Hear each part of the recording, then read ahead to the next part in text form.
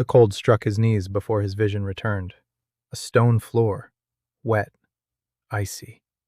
The chains on his wrists cut into his skin and jingled with every breath. Dan Reed opened his eyes and saw white marble. A throne. A young woman wearing a golden crown sat on the throne. She was reading something from a parchment in a steady, cold voice. The words reached his consciousness in fragments. An insult to his dignity. The Artifactors Guild. Life imprisonment. The wasteland of ashes. No right to return to the capital. Dozens of people in brocade robes stood around him. Some giggled, covering their mouths. Others looked on with lazy pity, the way one might look at a dog run over by the roadside. Dan blinked. Then again. He didn't understand a single word, but he understood the tone. He was being sentenced. He was being exiled. He was being cast out. He turned his head toward the window of the throne room and froze. Through the glass, in the morning mist, mountains stretched all the way to the horizon. Mountains of gleaming metal. Mountains of glass. Mountains of something shining and shimmering in the sun. Millions of metric tons. Tens of millions of metric tons. The largest landfill he'd ever seen in his life. And he'd seen many landfills. 10 years in the factories of Ohio and Pennsylvania had taught him one thing. There's no such thing as trash. There's only a resource that ended up in the wrong place. The corner of his mouth twitched upward. He quickly lowered his head so no one would notice. 2 guards in armor grabbed him by the arms and dragged him toward the exit. The crowd of aristocrats parted. Someone threw an apple core after him. Someone else spat on the floor. Dan was dragged out into the courtyard and thrown into a cart with an iron cage. The coachman cracked his whip at the horses. The cart rumbled along the cobblestones. Valengard floated past like a backdrop to someone else's dream. Soaring towers, glowing signs, bridges that moved on their own, carrying pedestrians across the canals. Magic. Magic everywhere. Dan pressed his face against the cold bars of the cage and watched. He didn't understand how any of it worked. He didn't sense any energy, any currents. He simply saw the structures. That bridge over there. A lever system. The counterweight is hidden in the support. A crystal at the top of the tower. A storage unit. The indicator glows dimly. About 20% charge left. They'll replace it soon and install a new one. The city ended an hour later. The pavement gave way to a rutted dirt road. The floating towers gave way to ordinary trees. Then the trees grew sparse. Then they disappeared altogether. The smell hit him first. Sour, metallic, with a hint of something burnt and wet at the same time. Dan knew that smell. Oxidation, corrosion, decomposition of polymers. Or something resembling polymers in this world. The wagon crested the hill and came to a stop. The driver turned and silently nodded toward the landscape before them. The wasteland of ash. The landfill stretched in every direction as far as the eye could see. Hills of mechanical casings, ravines filled with broken glass and murky liquid, entire fields of tiny crystals mixed with mud. Pipes, gears, sheets of metal twisted and scorched. And amid it all, people were scuttling about. Tiny figures in tattered clothes. They were rummaging through the piles with their bare hands, hauling sacks, fighting over scraps they'd found. Children were running barefoot across the glass between the piles of debris. The coachman removed the chains from Dan and pointed to a narrow path leading down to the camp. He said one word. Go. Dan set off. The path wound its way between the rubble. It crunched and clinked under his feet. Twice the ground gave way beneath him, and he nearly fined into some kind of cavity. Fine dust hung in the air, making his nose itch and his eyes water. The scavengers' camp turned out to be 24 shacks cobbled together from whatever they could find. Rusty sheets of metal, pieces of fabric, bones of some large mechanisms used as beams. No windows, no doors in the usual sense, just holes covered with rags. They noticed him right away. People came out of the shacks and stared silently. Dirty faces, scars from burns, empty eyes. About 30 people, maybe 40. Among them were children. Among them were old people, all equally gray with dust. A woman stepped forward, about 45, maybe 50. Gray hair pulled back into a bun, hands covered with old acid burns. Veiny, dry, with a voice that cut through the air like wire. She looked Dan over from head to toe. He stood before her in a torn shirt, without chains but with red stripes on his wrists. She asked who he was. Dan said that he'd been sent to run this place. The woman laughed. A few other people around her giggled. She said her name was Martha Kane and that she'd been the warden here for 15 years. She said 3 others had been sent before him. The first ran away after 2 days. The second drank himself to death and froze to death in the winter. The third tried to boss people around and was found in a ditch with a knife between his ribs. She asked what kind he wanted to be, the first, the second, or the third. Dan didn't answer. He was looking past her. Behind her, against the wall of the nearest shack, lay a pile of crystals. 5 or 6 of them, each the size of a fist. Dull, cracked, discarded. Martha followed his gaze. She bent down, picked up one crystal, and tossed it at his feet. She said, "Here's your kingdom." She told him to take a good look. Dan picked up the crystal. He turned it over in his hands. The surface was cloudy, but the internal structure was intact. The contacts at the ends were covered with a green patina. Oxidation. Classic oxidation of the contact group. He did a quick mental calculation. If the insulation on the contacts was compromised due to corrosion, then the crystal wasn't discharged. It simply can't release its charge. Like a battery with rusty terminals. 40% capacity, maybe more. Dan looked around. Next to the shack lay the hull of something large and broken. A golem, or what was left of it. Copper wire was sticking out of the shattered shoulder joint. Dan walked over and pulled out a piece as long as his forearm. Then he found a fragment of leather wrapping.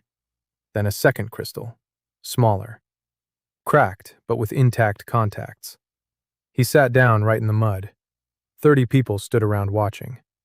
He cleaned the contacts of the first crystal with sand and the edge of a stone. He scraped off the green patina. He polished it. He connected the 2 crystals in series using the copper wire.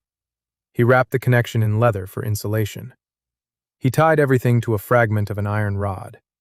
He stuck the rod into the ground. The rod flared with an even white light. Bright, steady, like a lamp. No one moved.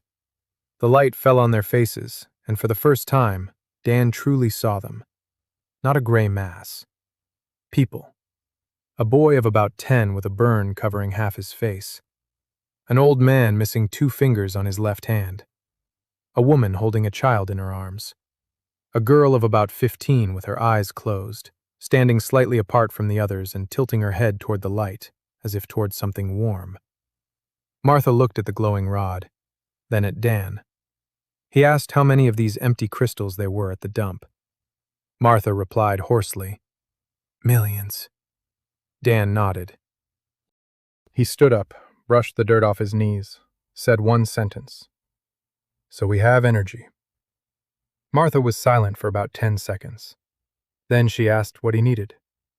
Dan said he needed people who knew the dump better than anyone else. Every hill, every ravine, every pile. He needed to know exactly what was where. Tomorrow morning, at dawn. Martha looked at him for a long time. Then she turned to the crowd and said that the foreman would be at the central bonfire tomorrow at dawn. Anyone who didn't show up, she'd find. People began to disperse, quietly. No arguments. The bonfire had burned all night. Dan hadn't slept. He sat at the entrance to the empty shack they'd assigned him and stared at the dump in the darkness. The wind carried a sour smell. Somewhere far deep within the rubble, something was humming softly. A low sound, barely audible. Maybe it was the wind in the pipes. Maybe something else. Dan listened closely. The sound didn't stop. It was steady and constant, like the breathing of something very large. Dan chalked it up to acoustics. Empty pipes and cavities create resonance. Physics, nothing more. He closed his eyes and began to count. 32 people in the camp. Of those, about 20 were able to work. Children, the elderly, several who were clearly sick. Resources. A landfill covering several square kilometers. Millions of crystals. Tons of metal. Glass, fabric. Mechanics. Magic he doesn't understand. But he has a principle. Sorting. Classification. Standardization. An assembly line. 10 years in the Ohio factories hadn't been wasted. He knew how to turn chaos into order. He'd been doing it his whole past life. A torch by his shack burned with an even white light, the first fire in the ash wasteland that didn't burn, but illuminated. Morning came quickly. Dawn over the wasteland was gray. The sun broke through the haze and bathed the mountains of trash in a dull gold. 11 people had gathered around the central fire. Martha stood next to Dan, her arms crossed over her chest. The foreman looked at the stranger with no interest whatsoever. 4 older men, 3 women, 2 young men with knives on their belts, an old man with one eye, and a man whom Dan noticed right away, broad-shouldered, about 35 years old, a scar running from his ear to his chin. He didn't sit by the fire but remained standing slightly to the side, leaning against a rusty beam. Martha called him Grave. She said he ran the southern sector of the dump, the largest one, the most dangerous, the most profitable. Dan nodded and began to speak. He spoke simply, in short sentences, without fanfare. He said he wanted to know exactly what was in the dump, not roughly, but precisely. Where the metal was, where the crystals were, where the glass was, where the hazardous waste was that was making people sick. He said the first step was to map it out. Divide the landfill into sections, assign a number to each section, draw up a map. The one-eyed old man snorted. He asked why. They already know where everything is. They've been digging around here for 20 years. Dan asked how many people had died over those 20 years. The old man fell silent. Martha said quietly, 63. Dan repeated, 63 people. Because no one knew exactly what was in the next pile. Because no one marked where the acid puddles were. Because no one marked where the ground was sinking. He said the first thing they'd do was map out the hazardous zones. Red markers, sticks with red rags. Don't go there until we've checked it out. Martha nodded. Several foremen exchanged glances. Grave didn't move. Dan continued. He pulled out a stick and began drawing on the ground. Squares. 4 zones. Metal, crystals, organic matter and fabric, hazardous waste. Everyone who works at the dump takes what they find not to the general pile, but to their own zone. Metal with metal. Crystals with crystals. A woman with a scarf draped over her shoulder asked why they were doing this. They'd collected and sold whatever they found to scrap dealers before, too. Dan explained. When you bring a scrap dealer a bag mixed with copper, iron, and broken glass, he pays you as if it were trash. When you bring a bag of pure copper, he pays as it for copper. Sorting doubles the price, at least. They understood that. Dan saw how their faces changed. Not inspiration, not enthusiasm. Calculation. These people counted every piece of bread. They knew how to count. It's just that no one had ever explained to them that there was another way to count. The foreman dispersed. Martha stayed behind. Grave stayed too. He walked over to Dan and stood close to him, a head taller, twice as broad-shouldered. He said the southern sector was his territory, his people, his rules. No sticks with rags and no squares would stand on his land. Dan looked up at him. He asked how many people Grave had. Grave answered, 18. Dan asked how many of them were children. Grave paused. 7. Dan said that in a month, those 7 would be eating every day. Not every other day, but every day, if Grave let them sort through the trash. Grave looked at him for a long time. Then he turned and walked away. He didn't agree, but he didn't hit him either. Martha said that was a good sign. Usually, Grave hits right away.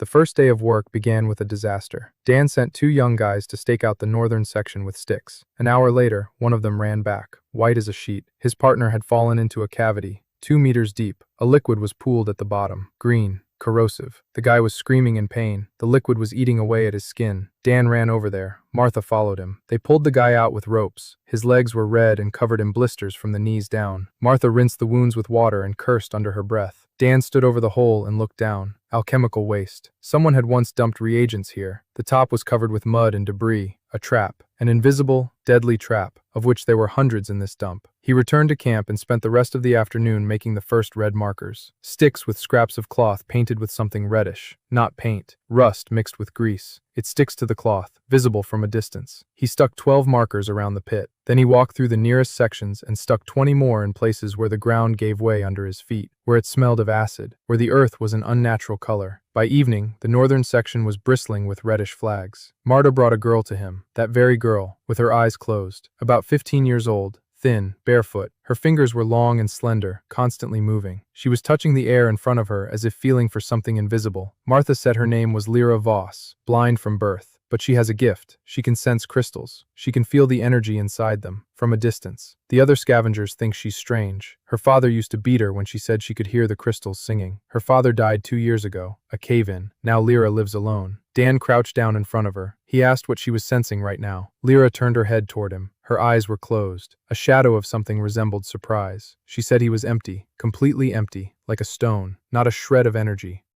She said she'd never met a living person who had absolutely no mana. Dan smirked.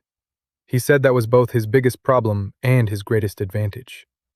He asked Lyra to walk with him around the site. To show him where the crystals lay underground, Lyra walked beside him.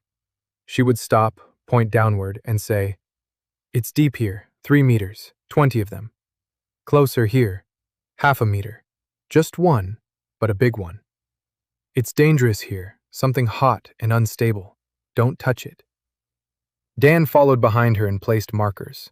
Blue ones for crystals, yellow ones for danger, red ones for cavities filled with liquid. In 2 hours, they covered an area the size of a soccer field. Dan looked at the resulting pattern and saw what no one else saw. A system. The crystals weren't scattered randomly. They clustered in specific zones, large ones in the center, smaller ones at the edges, as if someone had once arranged them in order and then piled debris on top, or as if they had slowly drifted toward one another over the decades. He dismissed the thought. Crystals don't move on their own. It's geology. Dense objects settle into the ground in a certain way. Physics. Nothing more. That evening, Dan sat by the fire and drew with a stick on a flat piece of metal. A map. The first map of the ash wasteland that anyone had ever drawn. Rough, inaccurate, but it was a map. Martha brought him a bowl of some kind of porridge, gray and tasteless. He ate it all. He asked what they usually ate. Martha said whatever they could find. Sometimes a trader comes from the village of Crosby, 15 kilometers away. He trades food for metal. But the trader pays very little, because he knows the scavengers have nowhere else to go. Dan asked what the merchant needed most. Martha thought for a moment. Copper. There's never enough copper wire. Farmers use it for fences and drainage ditches. Dan nodded. Tomorrow he'd go after copper. That night he heard the rumbling from deep within the landfill again. This time it was a little louder, a little lower in pitch, as if something had shifted underground, something huge and slow. Dan lay on the hard deck of metal sheets and listened. Then he fell asleep. He dreamed of conveyor belts, endless conveyor belts stretching into the darkness. On the 3rd day, Dan organized the first copper extraction. He chose a site in the northern zone where Lyra sensed no danger. 6 people, 4 men and 2 women. He explained each person's task individually. Not in general terms, but specifically. You pull the casings out of the pile. You separate the wire from the frame. You sort the wire by thickness. You twist it into skeins of the same size. You stack the skeins in a row. You count them and write them down. Only one of the 6 knew how to write things down. A guy named Tom, 17 years old, skinny, with smart, quick eyes. Dan taught him to make marks on a piece of bark. 1 mark for 1 coil. 5 marks crossed out by a line meant 5. Tom caught on in a minute. By noon, they'd extracted the copper from 12 casings of old golems. 60 coils of wire, sorted by thickness, neatly arranged in 3 rows on a spread-out piece of cloth. Dan looked at the rows and felt what he always felt at the factory when the assembly line started up. Calm. Order emerging from chaos. That was his specialty. Martha brought a merchant from Crosby the next morning, a heavy-set man in a cart drawn by a mule. His name was Bren. He'd been trading with the scavengers for 15 years and was used to paying pennies for sacks of jumbled junk. Bren stopped the cart and saw neat rows of copper coils, sorted, cleaned of dirt, all the same size. He was silent for about 20 seconds. Then he climbed down from the cart and walked closer. He picked up a coil, twisted it, checked how it bent. Pure copper, no traces of corrosion, ready to use. He asked how much. Dan named his price, 3 times what Bren usually paid. Bren started haggling. Dan wouldn't budge. He explained, "This wire is pure, all the same gauge. A farmer can put it to use right away. No need to clean it. No need to straighten it. No need to sort through a pile. Bren saves his customers time. For that, he can charge more. And it'll still be cheaper than new wire from Valengard." Bren thought. Then he nodded. The deal was done. Bren left with 30 coils. He left behind a sack of grain, 2 sacks of root vegetables, salt, a bundle of dried meat, a bar of soap. That evening, the camp ate hot porridge with meat for the first time in 2 weeks. Dan sat off to the side, chewing his portion. Tom sat down next to him and asked what they'd be doing tomorrow. Dan said that tomorrow they'd start building a furnace. Tom asked why. Dan explained. Right now they're selling wire. That's raw material, the starting level. If they could smelt copper and cast simple items from it, door hinges, rivets, hooks, that would be a finished product. A finished product is worth 5 times as much as raw materials. Tom listened with his mouth agape. No one had ever talked to him about things like this. No one had ever explained to him how the chain of production works, from a piece of metal to a finished item. On the 5th day, Dan began building a furnace. He chose a spot at the edge of the northern section, a level area where the wind blows from the west. That meant the smoke would drift away from the camp rather than toward it. The first rule of industrial safety: production facilities must be located downwind from living quarters.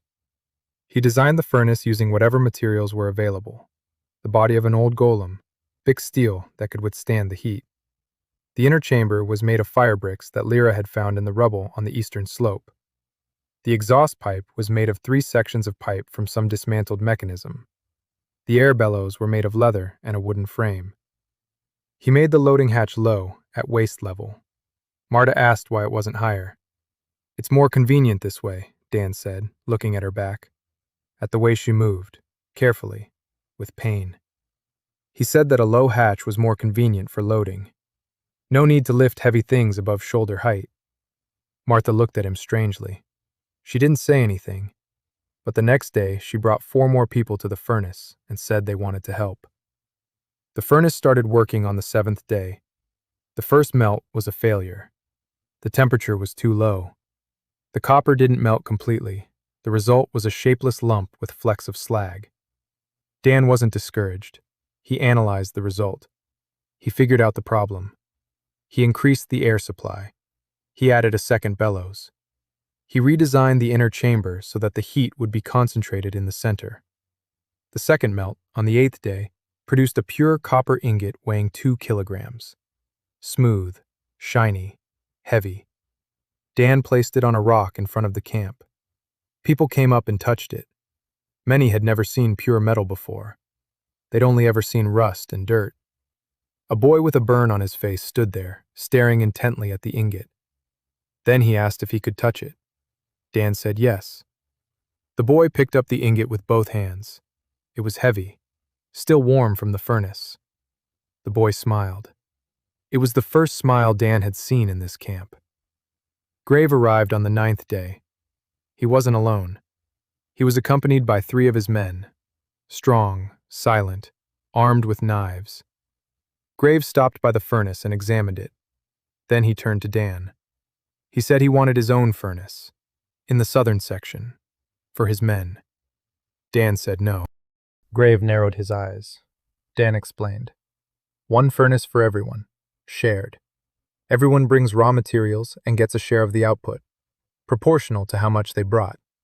Everything is recorded. Everything is out in the open. 2 kilns mean 2 competing factions. 1 faction, 1 kiln, 1 system. Grave said he didn't care about the system. He wanted his own kiln.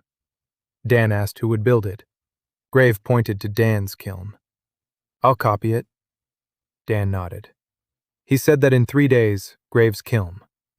Grave's furnace would crack, because he doesn't know which row of bricks to make fireproof and which to leave as regular, and that his men would get burned, and that they'd blame Grave, not Dan. Grave stood there thinking. Dan could see him calculating. Grave wasn't stupid.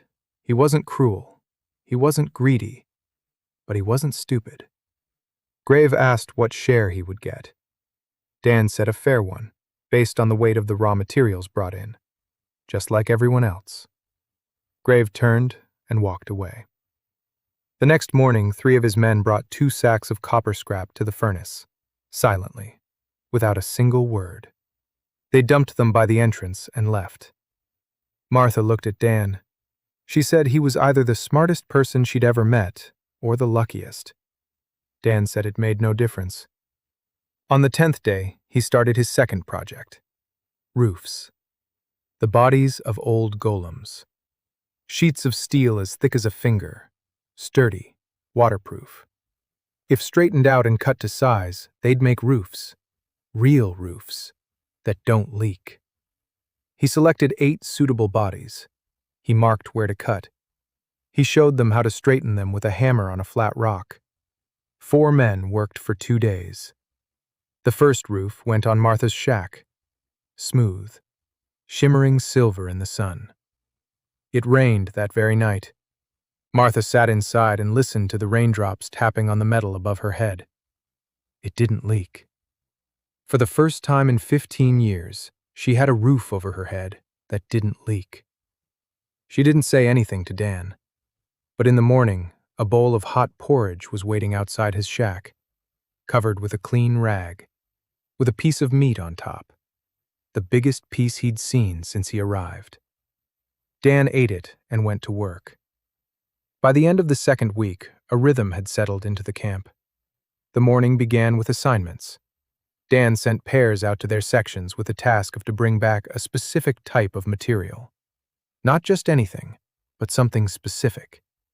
Today, copper from the northwest square. Tomorrow, crystals from the eastern slope. The day after tomorrow, steel sheets for the roofs. People returned around noon. They sorted the materials. After lunch, the furnace was in operation. Tom kept track of everything. The notches on the bark had turned into a whole system. A column for copper, a column for steel, a column for crystals. Every evening, Dan and Tom would sit down and tally the numbers. How much they'd mined, how much they'd smelted, how much finished product, how much each foreman owed. Dan introduced a simple rule. Everyone gets a share of the total proceeds proportional to their contribution. If you brought in 10 kilograms of copper out of a total of 100, you get 1/10 of the proceeds. Transparent, clear, no exceptions. This led to the first serious conflict on the 15th day. A man named Rock, one of the old foremen, stocky, with a broken nose. He was in charge of the western section and was used to keeping the best finds for himself. Crystals, entire tools, chunks of precious metal. He gave the rest to his men. Dan's system deprived him of that privilege. Rock came to see Dan that evening, with 2 men behind him. He said he wouldn't turn the crystals over to the communal warehouse. The crystals were his. He'd found them. He'd sell them himself. Dan asked who to. Rock said there was a man from Valengard. He comes once a month. He buys crystals. Dan asked at what price. Rock named it. Dan nodded. He asked Lyra to come over. Lyra approached. Dan asked her to check the crystal that Rock was holding in his hand. Lyra held out her fingers. She froze. She said the crystal was at 70% charge. Good. Powerful. Dan turned to Rock. He explained. The buyer from Valengard pays Rock as if it were an empty crystal, because Rock doesn't know how much charge is in it. The buyer does. The buyer picks up the crystal for a copper coin and sells it in the capital for a gold coin. Rock feeds the buyer's family, not his own. Rock remained silent. Dan continued. If Rock turns the crystal over to the communal warehouse, Lyra checks the charge. They sell it at the actual price. Rock gets his share, 10 times more than what the buyer from Valengard pays. Rock thought. It took a long time. His men behind him were shifting from foot to foot. Then Rock placed the crystal on a rock in front of Dan. He said he'd give it a try. 1 month. If you cheat, I'll kill you. Dan said that was fair. Rock left. Martha exhaled. She said Rock wasn't joking. Dan said he knew. That's why he wasn't going to cheat. On the 16th day, Dan began his energy project. He took Lyra and walked through the entire camp. Every pile, every heap. Lyra pointed out where the crystals with residual charge were located. Dan marked them. By evening, he had a map with 412 points. 412 crystals within a 300-meter radius of the camp. All of them were essentially empty. All of them had been discarded. All of them had a charge ranging from 5 to 40%. He began assembling the network. The principle was the same as with the first glowing rod. Clean the contacts, connect them in parallel, and create a common circuit, but on a larger scale. 400 crystals. He needed wire. He needed insulation. He needed supports. He needed someone who understood magic. The last part was a problem. Dan couldn't sense mana. Not at all. He could connect the crystals physically, but the circuit had to be closed magically as well. Otherwise, the energy would dissipate. He asked Lyra. She said she could direct the flow. If the crystals are close together and connected by a conductor, she can sense where the energy is going. She can tell if it's correct or not. But she can't close the circuit herself. That requires a mage. There were no mages in the camp. Mages don't end up in the junkyard. Mages live in the towers of Valengard. Dan thought about it for 2 days. Then he found a solution. Not a magical one, an engineering one. He remembered that the crystals at the dump accumulate in clusters, all on their own. Lyra confirmed it. When crystals lie close together, they begin to resonate. Their fields overlap. They amplify each other. So there's no need to close the magical circuit artificially. You just need to arrange the crystals close enough to each other in the right order. Nature will do the rest. He conducted an experiment. He took 20 crystals. He laid them out in a line. The distance between them was 2 fists. He connected them with wire. He stuck a rod at the end. Nothing happened. Then he asked Lyra to tell him which crystal was the strongest. Lyra pointed it out. Dan placed it in the center. He arranged the rest around it, in a circle, in descending order. The strong ones in the center, the weak ones at the edges. He connected them with wire. The rod at the end flashed, brighter than the first time, much brighter. Lyra took a step back. She said they were singing, all together, like a choir. Dan didn't hear any singing. He heard a faint hum, barely perceptible, familiar. That very same hum from the depths of the landfill, only quieter and more subtle. He pushed the thought aside. Not now. Something else was more important right now. The principle worked. The crystals amplified each other when arranged correctly. He didn't need a mage.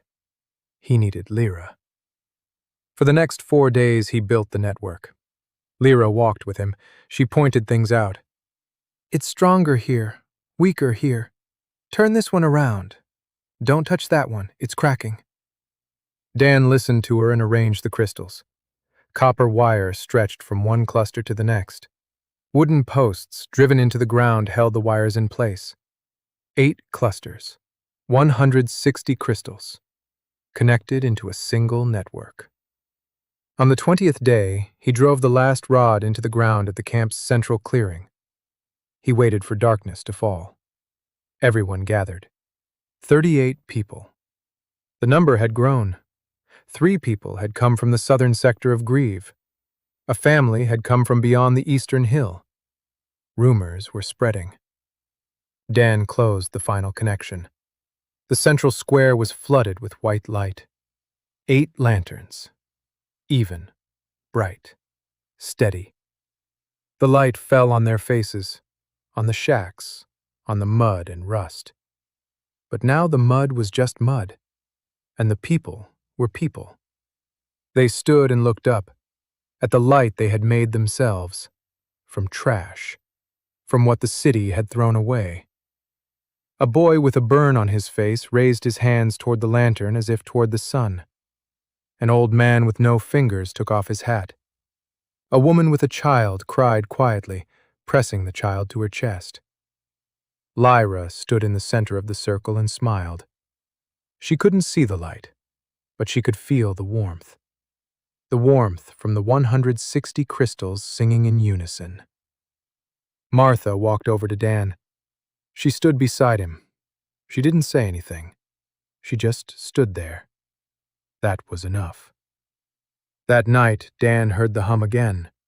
But now it wasn't coming just from underground. It was coming from everywhere. From the crystals on the pillars, from the wire, from the very ground beneath their feet.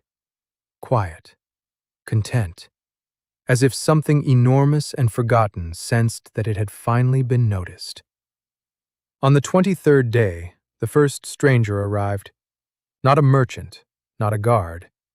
A girl, about 17, freckled, red hair sticking out in all directions, clothes covered in oil and sawdust.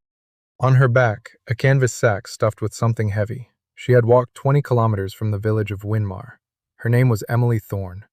She stopped at the edge of the camp and looked at the lanterns, at the furnace, at the rows of copper coils, at the people who were working. She watched in silence for about 10 minutes. Then she walked over to Tom and asked if it was true that they were allowed to do repairs here. Tom didn't understand the question. He called over Dan. Dan walked over. Emily Thorne looked up at him. She was a head shorter, thin, with raw knuckles on her right hand, with an ink stain on her cheek. She said she'd heard from the merchant Brenna that a man had shown up at the dump who builds things out of trash. She said she knew how to fix things, mechanisms, anything she could get her hands on. She said that in her village, girls weren't allowed in the blacksmith's shop. Her father had burned her blueprints. He told her to take care of the house. She left in the middle of the night, with a bag of tools she'd been collecting for 2 years. She asked if she could stay. Dan asked what was in the bag. Emily untied the bag and emptied its contents onto the ground.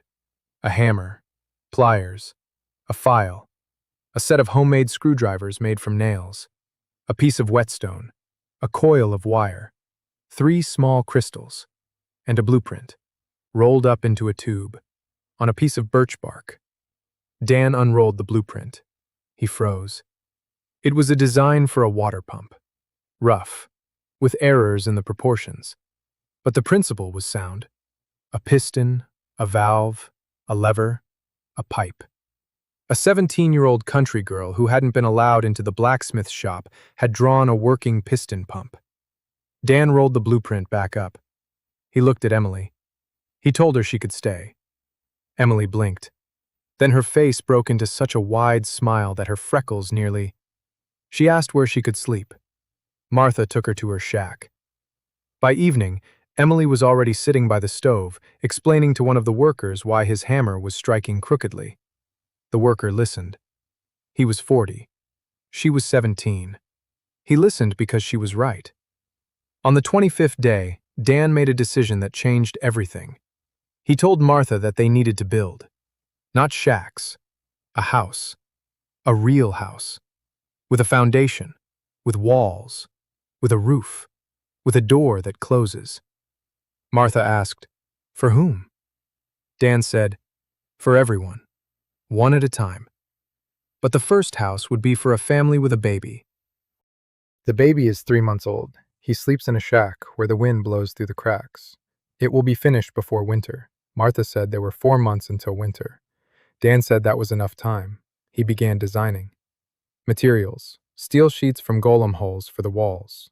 A stone foundation made from the rubble of some ruined structure that Lyra found deep in the debris. A wooden frame made of beams. Wood was a problem. There was almost none at the dump. Dan sent 4 men to the grove 6 kilometers to the north. 3 days to gather the wood. They hauled it on homemade sleds made of sheet metal. Hard work, slow, but the men worked. They saw the lanterns, they saw the furnace, they saw the copper ingots. They believed. Not all of them, yet, but enough.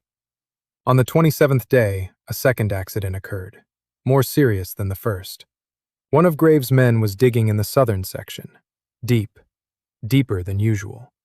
He found something large and metallic and began to dig it out. The ground gave way. A cave-in. 3 metric tons of debris came crashing down on him like an avalanche. He was buried up to his chest. His left arm was pinned between 2 steel plates. He was screaming. Grave was the first to arrive. Dan was right behind him. The situation was dire. The plates were crushing his arm. If they simply pried them apart, the debris above would slide further down and bury him completely. They had to clear the debris from above, carefully, layer by layer. Dan organized a human chain, 12 people. Each one passed the debris along the chain.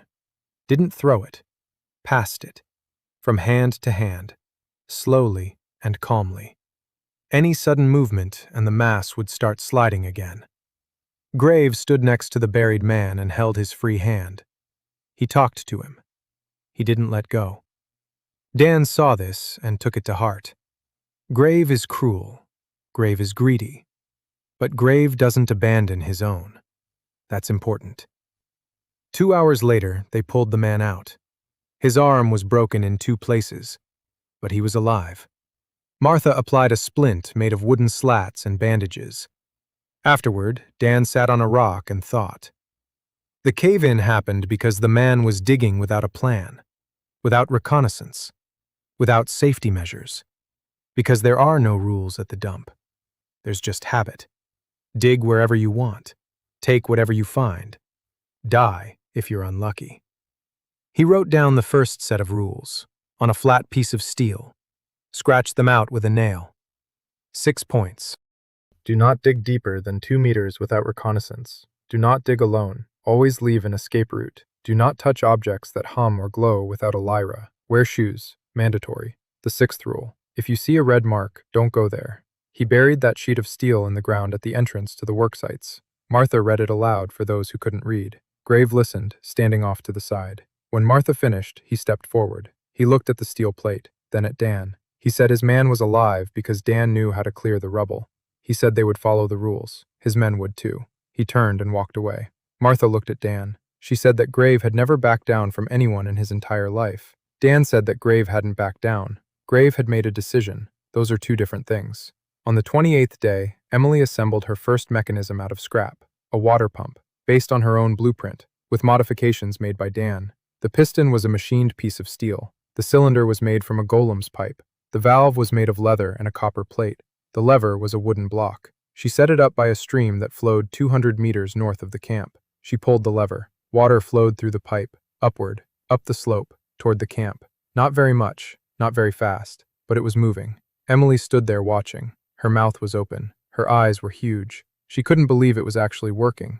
Tom stood nearby and did the math. About 20 liters per minute, with continuous operation. Dan walked over. He looked at the pump, then at Emily. He said 2 words. "Good job." Emily blushed to her ears. Then she started chattering about how they could make another one, bigger, with a double piston and an automatic valve, and she'd already figured out how. Dan listened and nodded. Martha stood to the side, watching as Dan listened to the chatty girl with the same as he listened to the foreman, as an equal. On the 30th day, exactly 1 month since his exile, Dan stood on a hill above the camp and looked down. The furnace was running. The smoke rose steadily. 8 lanterns were lit even in the daytime. The roofs glistened on the 3 shacks. The foundation for the first house had been laid. Rows of sorted metal lay neatly in place. A water pump was drawing water from the stream. 38 people. No, 41. 3 more had arrived over the past week. They were working.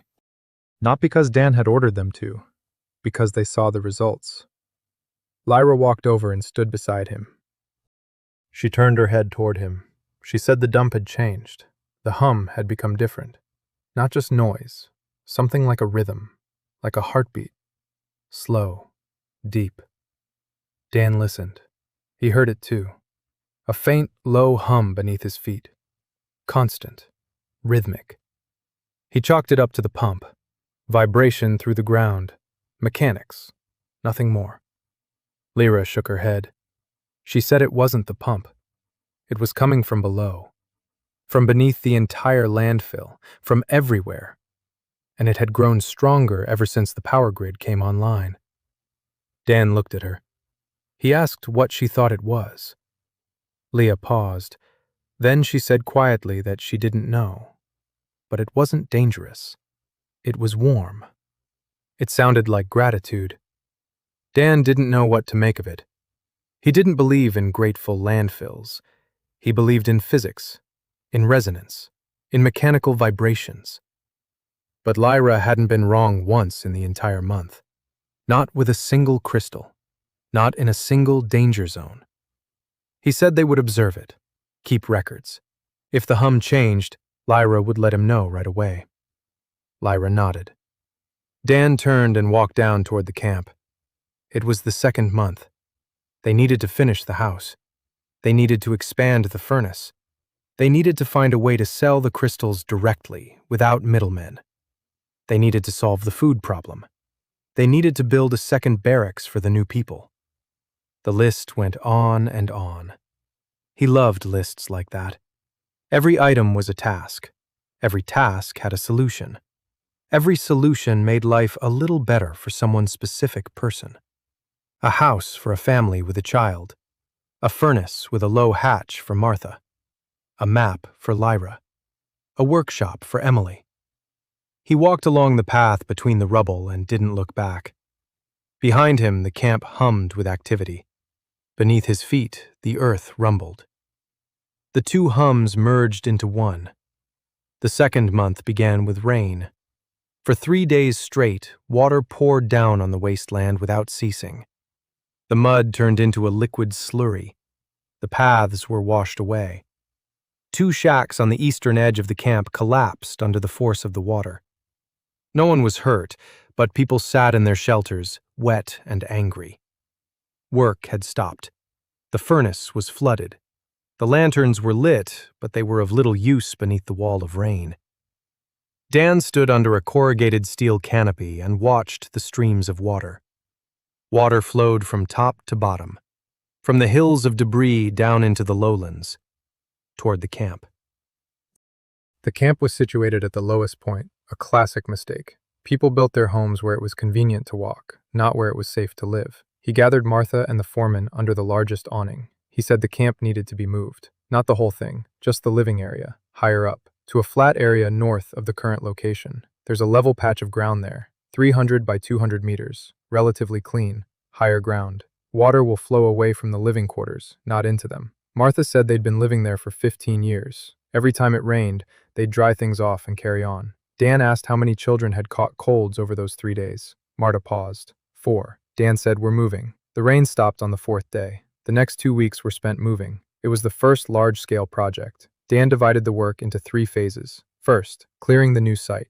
8 people cleared away debris, leveled the ground, and dug in support posts. Second, dismantling the old shacks and moving materials. 6 people. Third, construction. Dan decided not to rebuild the shacks. Instead, he built barracks, longest rectangular structures, each housing 4 families. The walls were made of steel sheets, with a frame of wood and metal beams. The roof was gabled to allow water to run off. The floor was raised above the ground on a stone foundation, with a gap about the width of a palm between the floor and the ground for ventilation. Dan remembered how, at the factory in Ohio, a civil engineer had explained to him why warehouses rot from the bottom up. Moisture from the ground rises through capillary action. Without an air gap, the wood and metal would rot away within 3 years. The same physics applied here. A different world. The same laws. Emily worked on the construction site like a woman possessed. She came up with a simple lock for the steel sheets. The bent edge of one sheet fits into the groove of another. No nails needed. No welding needed. The sheets hold each other in place. Dan looked at her lock and said it was a standing seam joint. Emily asked what that meant. Dan said it meant she'd just reinvented a technology that had been around for 300 years in his world. Emily didn't get it, but she smiled. The first barracks went up in 8 days. 4 rooms, each 3 by 4 meters. A door made of 2 steel panels on leather hinges. A window, a real window. A piece of clear glass found by Lyra in the northeast rubble. Rough-edged, with bubbles, but clear. A family with a child went in first. The mother stood in the doorway and didn't move. The child slept in her arms. She looked at the room, at the walls, at the roof that didn't leak, at the floor that wasn't dirt, at the window through which light streamed. She stood there for a long time. Then she went inside. She sat down on the wooden floorboards that served as a bed. She pressed the child to her chest and quietly said thank you. To no one in particular. She just said it. Dan, meanwhile, was already marking out the foundation for the second barrack. He didn't hear her. Martha did. The second barrack. The third. By the middle of the second month, 4 barracks stood. 16 rooms, all occupied. The population had grown to 53 people. People kept coming. From villages, from the roads. Once, an entire family arrived. A husband, a wife, and 3 children. Refugees from the north. Bandits had burned down their village. They'd been walking for 2 weeks. They'd heard that at the dump, people were given food and shelter. Dan took them in. He put the husband to work scavenging metal. The wife sorted crystals with Lyra. He sent the children to Tom to learn how to count. Martha said there wouldn't be enough food for everyone soon. Dan knew. Trade with Bren was going well, but one trader wasn't enough. We need a market. We need customers. We need a variety. He called a meeting. Martha, Tom, Emily, Lyra. Graves showed up on his own, without an invitation. He sat in the corner and listened. Dan laid out samples on the table of what they could produce. Copper ingots, wire in 3 gauges, steel sheets, straightened and cut to size, crystals with verified charges, nails. Emily had started making nails a week ago. She cut the copper wire. She flattened one end with a hammer. She sharpened the other end with a file. 100 a day. Straight. Identical. All the same size. The villages buy nails in Valengard for 1 gold piece per 100. Dan suggested selling them for half a gold piece. Tom did the math. Cost of goods, time, materials, labor. 1/4 of a gold piece per 100. A 100% markup. Acceptable. Dan said they needed a second salesman. Someone who would travel to the villages to the east and south, show the merchandise, take orders, and bring back money or barter goods. They needed someone who knew how to talk to people, someone who didn't look like a scavenger, someone who could haggle. Martha said they don't have anyone like that. Everyone here is either a digger or a former convict. No merchant would trust a garbage collector. Dan thought it over. He needed a middleman, someone from the outside world, someone the villagers would accept as one of their own. The next day, Dan went to see Bren himself, on foot, 15 kilometers to Crosby, 3 hours along a rutted road. The village turned out to be small, 30 houses, a mill, a blacksmith shop, a tavern. Bren was sitting in the tavern, eating. He saw Dan and choked on his food. He hadn't expected the landfill manager to come to him in person. Dan sat down across from him. He ordered some water. He offered Bren the chance to become the exclusive distributor of ash wasteland products for 3 villages within a 40-kilometer radius. Bren didn't know the word distributor. Dan explained. Bren would buy from Dan at a fixed price. He'd sell them in the villages at his own price. He'd keep the difference. Dan guaranteed steady shipments of consistent quality. Bren guaranteed he wouldn't carry competitors' goods. Bren thought about it. For a long time. He chewed and thought. Then he asked what would happen if he refused. Dan said he'd find another dealer. There are 3 villages in the area. Someone would agree. Bren stopped chewing. He looked at Dan. Then he smirked. He said that Dan didn't look like a garbage collector. Dan said he wasn't a garbage collector. He's an engineer. Bren didn't know that word either. But he nodded. The deal was done. On the way back, Dan walked along the road, doing the math in his head. Income, expenses, needs. 53 people. Soon there'll be more. Food, clothing, tools, materials that aren't found at the dump. Wood, fabric, leather, food. All of this has to be bought. So he needs to sell more. So he needs to produce more. So he needs more people. So he needs more food. A vicious cycle. Or an upward spiral. It depends on the rate of growth. He reached the camp at sunset. Lyra was waiting for him at the entrance. She said that while he was gone, something strange had happened. In the eastern part of the dump, 3 crystals that had been lying in different piles 10 meters apart had ended up next to each other overnight, in a single pile, as if someone had moved them. But no one had moved them. Lyra checked. They had simply shifted, on their own. Dan asked if this had happened before. Leah said it had. Rarely, once every few months, but 3 times in the last week. Ever since the power grid went online, Dan jotted this down on his list of observations. Oddities at the dump, item 4. He didn't know what to make of it, but he knew he couldn't ignore it. The 3rd month began with a visit, a rider in clean clothes on a fine horse. He rode up to the camp, looked at the barracks, the stove, and the lanterns, and asked to speak with the manager. Dan was summoned. The rider introduced himself, Corin Dale, junior inspector of the Artifact Guild. He took a scroll bearing an official seal out of his bag and read it aloud. The guild is concerned about reports of unauthorized use of magical artifacts within the ash wastes. The inspector is authorized to conduct an investigation and prepare a report. Dan listened and nodded. Then he asked if the inspector would like some tea. Corindale blinked. He had expected fear, or anger, or an attempt to offer a bribe. No tea. Dan led him through the camp. He showed him everything. The furnace, the sorting area, the power grid, the barracks, Emily's workshop. He explained calmly. Here's the copper smelting furnace. Here's the sorting system. Here are the crystals with verified charges. Here are the nails.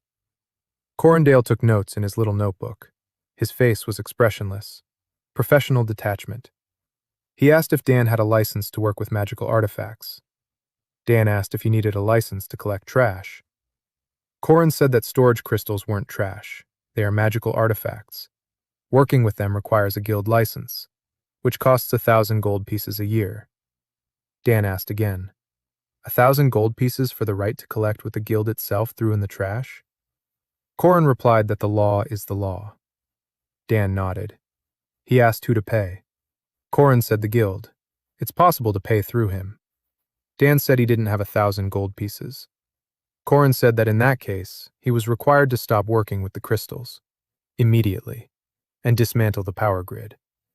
Dan looked at him, calmly, without anger. He asked what would happen if he refused. Corin said the guild would send the guards, a fine, confiscation, possibly arrest. Dan was silent for a moment. Then he asked Corin how old he was. Corin was surprised. He answered, 24. Dan asked how much he was paid. Corin didn't answer. Dan said he could tell by his boots that it wasn't much. The soles were worn down. The heel was chipped. A guild inspector with an annual budget in the millions was wearing worn-out boots. That meant the money wasn't going to the inspectors. Corin blushed. Dan didn't press the issue. He simply asked if Corin wanted to see something else. He led him to Lyra. Lyra was sitting at a workbench, sorting crystals. She touched each one with her fingers. She arranged them into baskets, the strong ones in one, the medium ones in another, the weak ones in a third. The damaged ones were set aside. Without a single instrument, without a magical scanner, a blind girl with bare feet was doing what the guild spends hundreds of gold pieces on equipment to accomplish. Corin watched. Then he asked how she did it. Lyra said she could feel it. She'd always been able to. Corin jotted something down in his notebook. He closed it, put it in his bag. He said he'd write up a report and send it to the guild. The results would be in a month. He mounted his horse and rode off. Martha approached Dan. She asked what would happen now. Dan said that now they had a month, maybe 2, until the report arrived, until they read it, until they decide what to do. In the meantime, they need to become so useful to the surrounding villages that closing the wasteland would hurt the voters rather than the scavengers. Martha didn't understand the word voters. Dan rephrased it. The people who pay taxes and complain to the Lord. Martha understood. Dan stepped up production. 3 shifts at the furnace, morning, afternoon, and evening. Emily recruited 4 apprentices, 2 girls and 2 boys, aged 12 to 16. She taught them how to work with metal, cutting, bending, sharpening, soldering with copper. Dan made her a sign out of a polished piece of steel. He scratched the letters onto it. E. Thorne, engineer. He hung it above the workshop entrance. Emily saw the sign and froze. She stood there for a minute. 2. She ran her fingers over the letters. Then she turned to Dan. She didn't say anything. She just nodded and went to work. But Dan saw her turn around and look at the plaque every time she walked past it. On the 10th day of the 3rd month, a second trader arrived. Not from Brenna. On her own. A woman in her 30s. From the town of Havenport, 40 kilometers to the south. Her name was Nell. She brought a cartload of fabric and leather, and she offered a trade. Fabric and leather for crystals and copper. Dan agreed, but on his own terms, a fixed exchange rate and regular deliveries, with the fabric quality meeting a certain standard. Nell was smart. She bargained hard but fairly. Dan respected that. The deal was struck. A week later, the fabric arrived at the camp. Martha organized the sewing. 4 women who knew how to sew were given a workspace, a table, scissors, thread, and needles. They sewed clothes, simple, durable, and made to measure. For the first time in their lives, the scavengers received clothes that didn't hang loosely on them or pinch them, clothes that were sewn just for them. Dan insisted that the children be sewn clothes first. A boy with a burn on his face received a shirt with a long collar. Dan didn't explain why, but the collar covered the scar on his neck. The boy figured it out on his own. He wore that shirt constantly, never taking it off. He even slept in it. The population was growing, 61 people by the end of the 3rd month. Rumors spread faster than Dan had expected. They're building houses at the dump. They're feeding people at the dump. They're paying for work at the dump.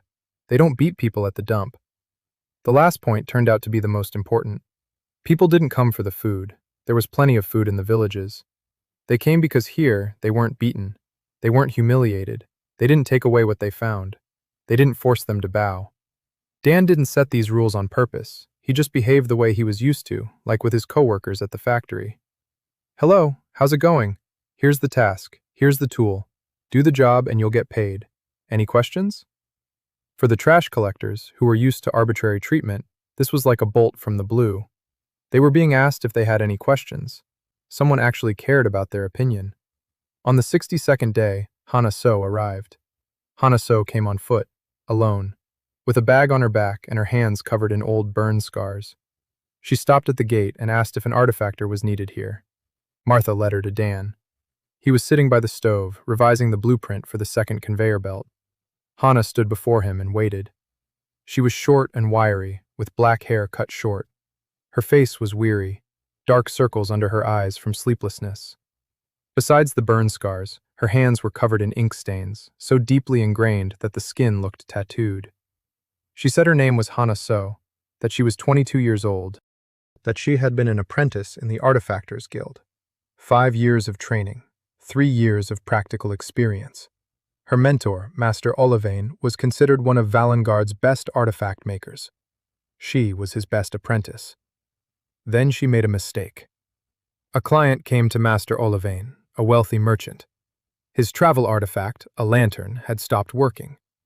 Master Olivane examined it and said it was beyond repair. He suggested buying a new one for 80 gold pieces. Hana looked at the lantern. A short circuit. A crack in the insulation. 10 minutes work. 2 copper rings. A drop of sealant. She fixed it, right in front of the client. For free. Master Olivane found out about it that evening. He summoned Hana to his office. There were other apprentices there, about 12 people. He said that Hana was a disgraceful rag-and-bone woman who didn't understand the basics of the craft. That repairs were the lot of apprentices and beggars. That a true artifactor creates new things, rather than fiddling with other people's junk. He said this in front of everyone, in a calm voice, with a smile. And he kicked her out. He took away her tools. He revoked her access to the guild's workshops. He wrote in her records that she had been expelled for professional incompetence. Hana walked from Valengard for 4 days, without money, without tools, without references. She didn't know where to go. Then she heard from a mule driver that artifacts were being repaired at the dump. She came here. Dan listened in silence. When Hana finished, he asked one thing. Could she repair a storage crystal with a damaged internal structure? Not the contact group, the structure itself. Hana thought for a moment. She said that, theoretically, yes, if she had the tools and a clean workbench. Dan stood up. He took her to Emily's workshop. He told Emily that Hana needed a workbench, a clean one, with good lighting and the best tools available. Emily cleared out a corner and wiped down the workbench. She brought a set of 10 homemade tools she'd made for herself. Slender, precise, with wooden handles wrapped in leather. Hana picked one up, turned it over in her fingers, looked at Emily, asked who had made them. Emily said she had. Hana nodded, set the tool down on the workbench. She asked for the damaged crystal to be brought to her. Lyra brought it. It was large, about the size of 2 fists, with a deep crack running diagonally across it. Its charge was at 20% and falling. In a week, it would be 0. Hana took it in her hands. She closed her eyes. Dan saw her fingers twitch slightly. She was sensing the magic, not like Lyra, but in a different way. Lyra sensed the flows from the outside. Hana sensed the structure from the inside, like a mechanic who can tell which bearing is making a knocking sound just by listening to the engine. Hana opened her eyes. She said that the crack ran through the resonance circuit. The crystal is losing its charge because energy is leaking through the break. We need to reroute the circuit via a bypass. She worked for 3 hours, in silence, with complete concentration. The tools flashed through her fingers like a surgeon's. She drew fine lines on the crystal surface, with something silvery, like solder. She closed the circuit, checked it, erased it, drew it again. Lyra sat nearby and spoke softly. It's leaking here, not here. Stronger here, even here. They worked as a team. A blind girl who could see the flows, and a master repairwoman who could sense the structure. Dan stood to the side and watched. He didn't understand magic, but he understood synergy. 2 specialists with different skills producing a result that would be impossible for either of them alone. 3 hours later, Hana placed the crystal on the table. Lyra reached out her hand. She froze. Then she smiled. She said it was 85%. Stable. No leaks. Hana slumped back in her chair. Her hands were shaking from the tension. Sweat beaded on her forehead. She looked at the crystal, then at Dan. She asked if she could stay. Dan said they were already setting up a workspace for her. Hana blinked. Then she lowered her head. Her shoulders shook. She cried silently. Emily walked over and silently placed a hand on her shoulder. 2 girls who'd been kicked out for doing what they loved. One from the forge, the other from the guild. They stood in a workshop built from trash at a dump forgotten by God and man. And it was the first workshop where they were welcome. Dan went outside. Martha was waiting. She asked who the girl was. Dan said she was their artifactor, the first real artifactor of the Ashen Wasteland. Martha asked what difference that made. Dan explained. Until now, they'd been selling raw materials, copper, steel, crystals, just as they were. Now they could sell repaired artifacts, not scrap, but finished, functional items. Lamps, heaters, household tools. These aren't twice or 3 times as expensive as raw materials. They're 20 times as expensive. Martha whistled. Dan said there was a problem. Just one. Hana. She can repair maybe 2 or 3 artifacts a day, no more. It's physically impossible. She needs apprentices. Martha said there were no apprentices. She needs gifted ones, those with a sensitivity to magic. You'd be lucky to find 1 or 2 of those at the dump. Dan looked at the workshop. He thought for a moment. Then he said that sensitivity wasn't the only way. Hana senses structure. That's magic. But diagnostics can be done without magic. If Lyra describes the flow in words, if they create standard descriptions, typical damage, typical repairs, instructions that can be followed not by a mage, but by a regular person with skilled hands, then Hana can handle the complex cases. And simple repairs would be done by ordinary technicians following the instructions. An assembly line of repairs. Martha looked at him. Then she shook her head. She said he was crazy, but the kind of crazy you want to believe in. The following week, Hana repaired 14 artifacts. Lamps, heaters, 1 household cleaning golem the size of a cat. It began crawling across the workshop floor, gathering dust and sawdust. Emily squealed with delight. Lyra laughed. Hana sat there drinking tea with the look of someone who, for the first time in 3 years, felt she was exactly where she was meant to be. Bren took the first batch of repaired artifacts away 3 days later. He returned a week later, with twice as much food and with orders. The villages wanted more. A repaired lamp for 1/10 of the price of a new one. A heater for 1/20. People who had spent their whole lives sitting in the dark and cold because the guild's artifacts cost a year's wages. Now they could afford light in their homes. Dan understood what was happening. They were undermining the monopoly. Quietly, from the bottom up. 1 repaired lamp at a time. And when the guild realized this, it wouldn't be quiet anymore. 4th month. Population, 79 people. 6 barracks, 2 furnaces. Emily's workshop with 4 apprentices. Hana's workshop. The power grid has been expanded to 320 crystals. A warehouse for finished products. A dining hall. A communal well dug down to the aquifer at a depth of 8 meters. Emily's pump brings the water to the surface. Dan stood on the hill and watched. This wasn't a camp anymore. It was a settlement. A small, dirty settlement on the edge of the world's largest landfill.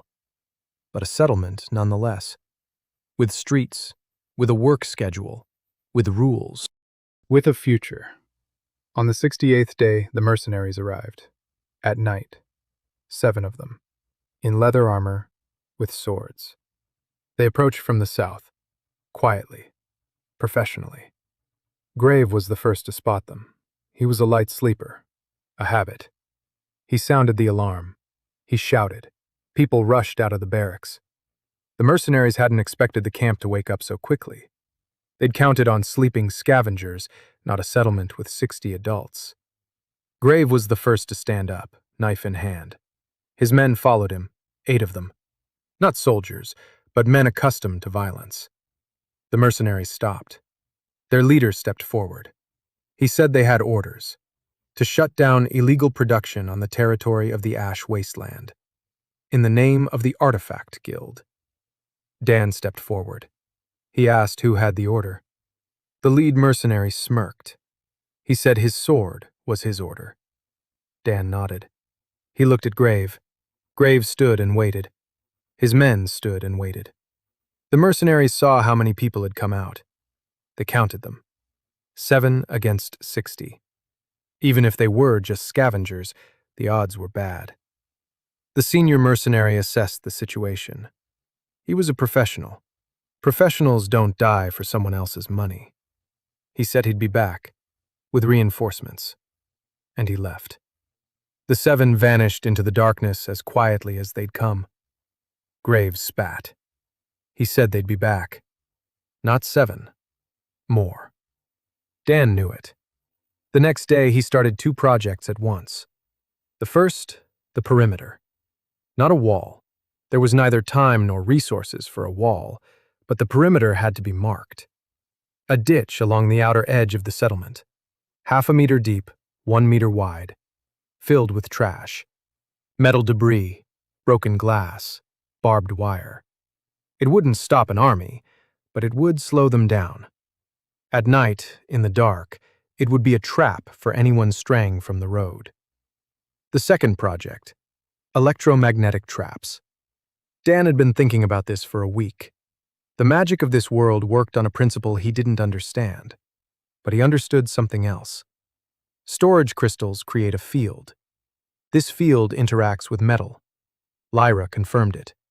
When a powerful crystal is active nearby, small metal objects vibrate slightly. So there's an equivalent to electromagnetic interaction. So if you take a powerful crystal with a large charge and discharge it rapidly in a specific direction, you'll get a pulse. A magnetic pulse that will strike everything metallic within its radius. Armor, swords, buckles, arrowheads. Everything will jerk. Everything will start vibrating. It won't kill anyone, but it will disorient them. For 10 to 15 seconds. That's enough. He explained this to Hana. Hana listened. Then she said it was madness. Then she thought about it. Then she said it might work. But they'd need a crystal with at least 90% charge and a directed discharge circuit. She could build the circuit, but a crystal that powerful was 1 in 1,000 at the junkyard. Dan looked at Lyra. Lyra thought for a moment. Then she said she knew where to find one.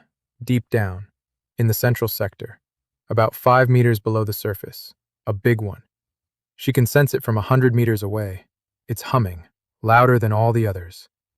They dug for 3 days, carefully, layer by layer. Dan was in charge. Safety ropes, shoring for the walls, a bucket on a rope to haul up the soil, safety precautions. Not a single cave-in. At a depth of 4 meters, the shovel struck something hard. A crystal, the size of a child's head. Bright blue, transparent, not a single crack. When they brought it to the surface, Lyra took 3 steps back. She said it was singing, loudly, so loud that her head was ringing. Dan took the crystal in his hands, heavy, 4 kilograms, warm. He didn't hear any singing, but he felt a slight vibration in his palms. Physics, the resonance of the crystal lattice, nothing supernatural. Hana took the crystal. She closed her eyes. She opened them. She said it was at 96% charge. It was in perfect condition, like new. No, better than new. Its structure was denser than any crystal she'd seen at the guild, as if it had grown here, on its own, for decades. Dan wrote this down. Item 6 on the list of oddities. Crystals in the dump aren't losing their charge, they're gaining it. Some of them, at least. Hana had been working on the circuit for 4 days. Copper rings, silver wire salvaged from the fragments of a valuable artifact. Runes. Hana carved runes into the copper rings. Dan didn't understand the runes, but he understood the circuit. The rings are arranged concentrically, a crystal in the center. When activated, energy flows from the center to the edges, like a shock wave. Hana finished on the 5th day. They conducted a test. They carried the trap outside the perimeter. They placed a steel plate next to it. Hana activated it. The crystal flashed. The steel plate jerked. It jumped 1/2 meter into the air. It fell with a clang. Within a 5-meter radius, every small piece of metal bounced nails, debris, wire. Lyra said the pulse was clean. 12 seconds. Then it fades. Reload. Dan asked how long. Hannah said 10 minutes with a crystal like this. Dan nodded. 1 shot isn't enough. They'd need several traps. They'd need more crystals. For the next 2 weeks, he and Lyra searched for large crystals. They found 4 more. Not as powerful as the first one, but sufficient. Hannah assembled 5 traps. Dan set them up along the perimeter. He camouflaged them with debris. Each trap in its own sector. Manual activation. A rope led to a post where a sentry was on duty. He pulled the rope. The circuit closed. A pulse. Grave looked at the system. He looked at Dan. He said 2 words. Smart junk. Dan wasn't sure if that was a compliment or not. He decided it was. He set up the watch schedules. 4 shifts. 2 people per shift. 3 at night. Grave volunteered for the night shifts himself. So did his men. Dan didn't object. Grave knew the night better than anyone. On the 82nd day, a letter arrived. A real one. On parchment. With a seal. Not from the guild. From Corin Dale, a former inspector. He wrote that he had submitted a report. In the report, he wrote the truth. That an efficient production facility was operating in the wasteland. That the scavengers were provided with housing and food. That the power grid was operating without a license, but without incidents. He wrote that the guild had taken note of the report, and that he had been fired, for the report not being accusatory enough. He wrote that he had no regrets, and that if D needs a competent person who can read and write and knows the laws of the kingdom, he's ready to come. Dan read the letter. He reread it. Then he wrote a reply. 1 word. Come. The 5th month. Population 94. Dan stood in front of a board that Tom had cobbled together from 3 steel plates. Numbers were written on the board in charcoal. Production: 200 kilograms of copper ingots per month. Steel sheets: 150. Nails: 4,000. Repaired artifacts: 42. Crystals tested and certified by Lyra: 300. Revenue: 512 gold pieces last month. Expenses: food, materials, tools: 240 gold coins. Net profit: 272 gold coins, which went toward salaries. Every worker received a share. Marta distributed it, fairly, according to their contribution, based on Tom's records. The first paycheck was a big deal. People received coins, real coins. For many, it was the first time in their lives they'd held them. One old man, Gorsh, 62 years old, a former convict, 20 years at the dump. He received his share, 7 silver coins. He stood there, looking at them in the palm of his hand. Then he asked Martha what to do with them. Martha said he could buy whatever he wanted, from Brenna, from Nell, in the village of Crosby. Anything at all. Gorsh stood there thinking. Then he asked if he could buy boots. His feet were wrapped in rags and scraps of leather. 20 years without shoes. Martha said he could. Gorsh walked off to the side and sat down on a rock. He sat there for a long time, staring at the coins. Dan saw this from a distance. He looked away. He had to look away. Corinne Dale arrived on the 91st day, thin, wearing glasses, carrying a small trunk full of papers. She looked around the settlement and said she was impressed. Dan gave her a task right away. Document management. All of Tom's records. All transactions with Bren and Nell. All payroll calculations. Transfer everything to paper, into the system, with dates, with signatures. Corinne asked why such formality was needed for a dump. Dan said that in 6 months, it wouldn't be a dump, but a city. And when inspectors or soldiers or lawyers came, they'd have documentation. Clean, complete, legitimate. You can't tear down something that's been properly documented. Well, you can, but it's harder. Corinne nodded and got to work. A week later, the Ash Wasteland had an accounting ledger, a resident registry, a property registry, a production log, an incident log. Corinne wrote in beautiful, even handwriting, quickly, neatly. Tom watched him work and learned.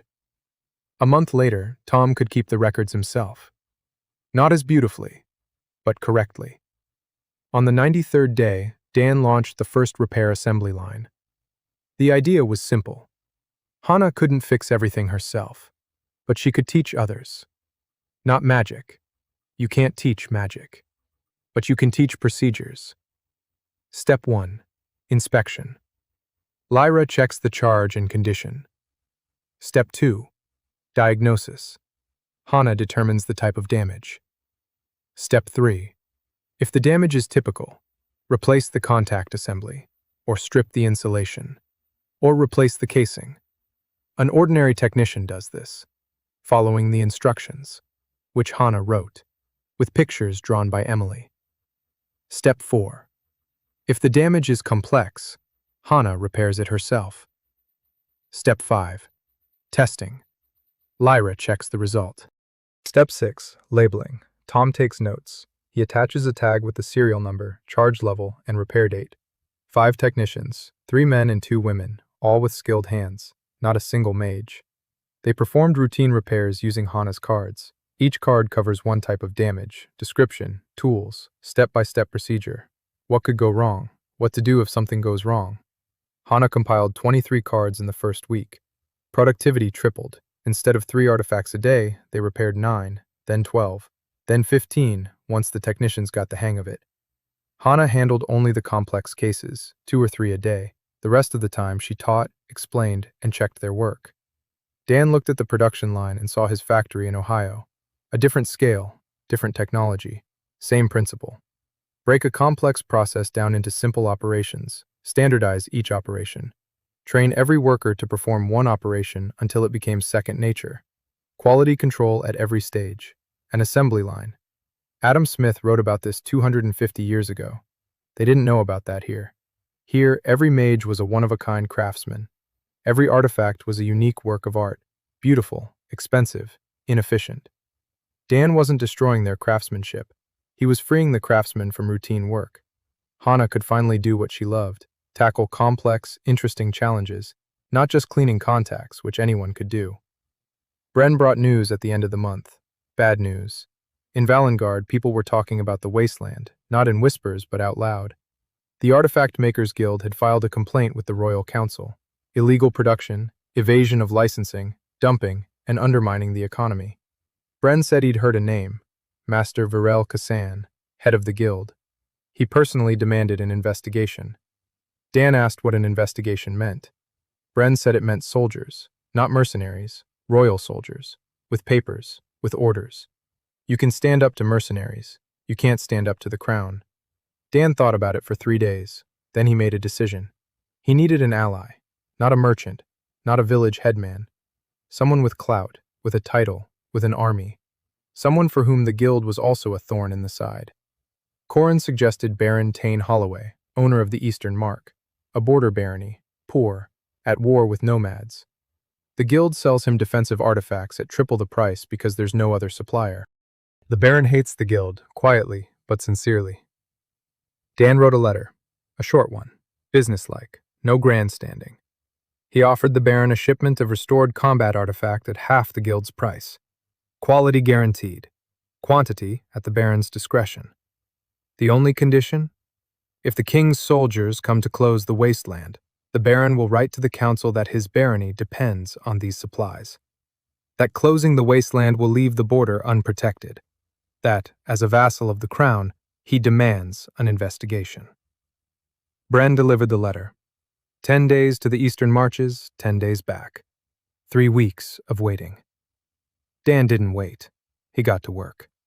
He expanded production. He built the 7th barracks, then the 8th. He dug a second well. Emily designed a windmill using the fan blades from an old golem, a steel pipe for the axle, and 2 flat stones for the millstones. The mill began operating on the 100th day. The grain that Bren had been bringing was now being ground on site. Fresh bread, for the first time. Martha stood by the oven and watched as a woman named Dalla took out the first loaf. Hot, with a crust. Real bread. Martha took a piece. She chewed slowly. She closed her eyes.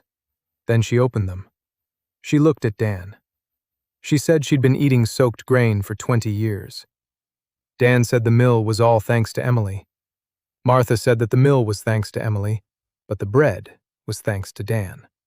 Because without him, no one would have thought to build a mill out of trash. Dan didn't argue. The Baron's reply arrived 26 days later. Brief, on fine paper, with a seal. Baron Tane Holloway accepts the offer. First order, 20 restored battle crystals for the guards, 10 artifact lamps for the barracks. Payment in gold upon delivery. And a postscript. If anyone lays a hand on his supplier, the Baron will come personally to sort things out. Dan read the letter. He read it again. Then he handed it to Martha. Martha read it aloud to those who had gathered. Silence. Then Graves said one word. Good. People smiled. Quietly. Cautiously. Like people who've forgotten how to be happy and are learning again. Dan put the letter away. He had to fulfill the order. 20 combat crystals. This was serious. This wasn't a household light fixture. Combat crystals required a stronger charge, greater stability, more complex repairs. He looked at Hannah. Hannah nodded. She said she could handle it. He looked at Lyra. Lyra nodded. She said she knew where the suitable crystals were. Deep underground. But she'd lead the way. Dan looked at the settlement. 103 people as of today. 7 barracks, 2 furnaces, 2 workshops, a mill, 2 wells, a power grid made up of 400 crystals, a repair assembly line, trade agreements with 3 partners, a military contract with the Baron, 5 defensive traps, an account book, a set of rules. 5 months, 150 days since he was thrown into the mud in front of the marble throne. The ground hummed beneath his feet. Steady, rhythmic, like a heartbeat. Dan no longer attributed it to physics. He just didn't know what else to attribute it to yet. The 6th month. 127 people. Dan stood in the village's main square and looked at what hadn't been there just 3 months ago. A street. A real street. Tamped earth with curbs made of stone rubble. Barracks on both sides. Workshops further on. Warehouses even further away. At the end of the street, a canteen with a canopy that could seat 40 people at once. Lanterns burned along the entire length of the road. 23 streetlights. The power grid had expanded to 500 crystals. Tom kept track of the numbers. Corin handled the paperwork. Emily built. Hannah repaired. Lyra scouted for deposits. Grave maintained order and provided night security. The system worked. Everyone knew their job. Everyone received a salary. Everyone ate 3 times a day. On this day, Celeste Aurelian arrived. She came in a carriage, a real carriage, with a coat of arms on the door. 2 guards on horseback, a maid, a trunk full of dresses. The carriage stopped at the entrance to the settlement and couldn't go any further. The street was too narrow. Celeste got out. 24 years old. Dark hair styled into an elaborate updo. A dress the color of dark wine. Thin gloves. A gaze that assessed everything around her in half a second and found it lacking. She walked down the street as if through a dirty hallway in a stranger's house, without touching anything, looking over people's heads. The garbage collectors looked at her as if she were a creature from another planet. She was from another planet. From a world of brocade and marble and silver forks. Martha brought her to Dan. Dan was sitting by the stove, calculating coal consumption. He looked at Celeste, from the bottom up. He was covered in soot. She was dressed entirely in silk. She said she'd been sent by the court, as an observer, to keep order, to help with relations with Valengard, officially. Dan asked, and unofficially? Celeste smiled subtly. She said that unofficially she was here because her father, Lord Aurelian, had lost a power struggle at court and needed to know what was happening at the dump. Who supports Dan? Who buys his goods? How many people he has? How much money? How many weapons? She's a spy. She said it outright, without hesitation, as if she were offering a business service. Dan looked at her for about 10 seconds. Then he asked if she knew how to bargain. Celeste blinked. Dan explained. He needed a negotiator, someone who knew how to talk to aristocrats, to merchants from major cities, to officials, someone who knew etiquette and protocol and could use the right words in the right order. He offered her a job, a real one, not a cover for espionage, a job. A sales representative for the wasteland of Ash, authority to negotiate on his behalf, to sign contracts, to set prices within an agreed-upon range, a salary, a room in the new barracks, just like everyone else's. No carriage, no silk, a 3x4-meter room with an iron bed and a window. Celeste stood there, processing it all. She'd come to spy. Now she was being offered a job. Not because she was an Aurelian, but because she was smart and knew how to talk to people. She said she'd think about it. Dan nodded. He said the dining hall was over there. Lunch in an hour. Then he went back to calculating coal consumption.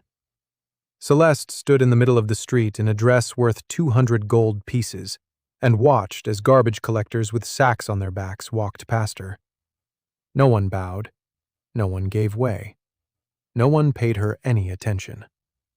For the first time in her life, she was a nobody. It was a strange feeling. She thought about it for 2 days. On the third day, she took off her silk dress. She put on the work clothes Martha had given her. She went to Dan and said she agreed. Dan gave her her first assignment, to travel to the town of Ridgeway, 60 kilometers to the west. There was a garrison there. The garrison commander was Captain Olvin. The garrison needed artifacts to illuminate the barracks and fortifications. The guild sells them at full price. The garrison's budget won't allow for that. Celeste must offer restored artifacts at 1/3 the price and sign a contract. Celeste set off on Brenna's horse. No carriage, no guards, no maid. In work clothes. She returned 5 days later, with a contract. For 12 months, 40 artifacts per quarter, payment monthly. She placed the paper in front of Dan. She said that Captain Olvin didn't want to speak with her at first. She isn't from the guild, not from a trading house. A woman in work clothes from the scavengers' settlement. But she showed him a sample, a lamp repaired by Hannah. The captain turned it on. He looked at the light. He looked at the price. And he signed it. Dan read the contract. He looked up at Celeste. He said she was an excellent negotiator. Celeste replied that she'd been taught to negotiate since she was 5. Only before, she'd been selling herself, her name, her connections. For the first time, she was selling something real, something that works and benefits people. It turned out to be easier. She wasn't smiling, but there was something new in her voice, something like surprise at herself. On the 131st day, Dan gathered everyone together. Martha, Lyra, Hannah, Emily, Tom, Karina, Grieve, Celeste. 8 people, his inner circle. He said the settlement needed a name. They couldn't be called Ash Wasteland forever. That was a name for a dump. And they weren't a dump anymore. Martha suggested a simple name, New Home. Emily suggested City of Sparks. Tom suggested Steel Root. Lyra was silent. Dan asked what she thought. Lyra thought for a moment, and then she said, Argentale, Silver Stream, because the roofs glisten in the sun like a silver river when you look down from the hill. Silence. Then Graves said, Argentale. That sounds good. Martha nodded. Hannah nodded. Emily jumped up. Celeste said it was a name she wouldn't be ashamed to put in contracts. Corinne said he'd enter it in the registry. Dan said, Argentale. 7th month. Argentale. Population, 162. Dan stood in front of a drawing that covered the entire wall of his office. Office was a bit of an exaggeration. A room 3 by 3 meters with a single desk and a single window. But it was his first office in this world. The blueprint showed a city plan. Not a village, a city. The central square. 4 streets radiating from it. A residential district to the north, an industrial district to the south, a commercial district to the east, an administrative district to the west, a school, a hospital, sewer system, a second water main, a steam engine. Dan had been thinking about a steam engine for a month now. The crystal-powered grid was working, but it had its limits. The crystals were discharging, slowly. But they were discharging. A source of mechanical energy was needed. Not magical, mechanical. Steam. Water boils, steam expands. It pushes against the piston. The piston rotates the shaft. The shaft drives anything. A mill, a pump, a generator. The generator is a separate issue. Is it possible to charge the crystals mechanically? Hana said that, theoretically, yes. If you rotate a crystal inside a copper coil at a certain frequency, it absorbs the rotational energy and converts it into magical energy. Slowly, inefficiently, but it works. Dan smiled when he heard that. Faraday, electromagnetic induction, a different world, the same principles. Emily designed a steam engine in 2 weeks. Dan edited it. He cut out the excess. He simplified it. They argued every day. Emily wanted it more complex and powerful. Dan wanted it simpler and more reliable. They found a middle ground, a boiler made from the body of a large golem, a wood-fired furnace, a piston made from a machined steel cylinder, a connecting rod, a flywheel made from a heavy disc found deep in the rubble. The machine was set up on a foundation in the industrial district. First startup. Fire in the furnace. Water boils. Steam flows into the cylinder. The piston moves. 1, 2, 3. Slowly, with effort. The flywheel begins to turn. It picks up speed. Faster. Smoother. The machine is running. A dull, rhythmic thud echoed through Argentale.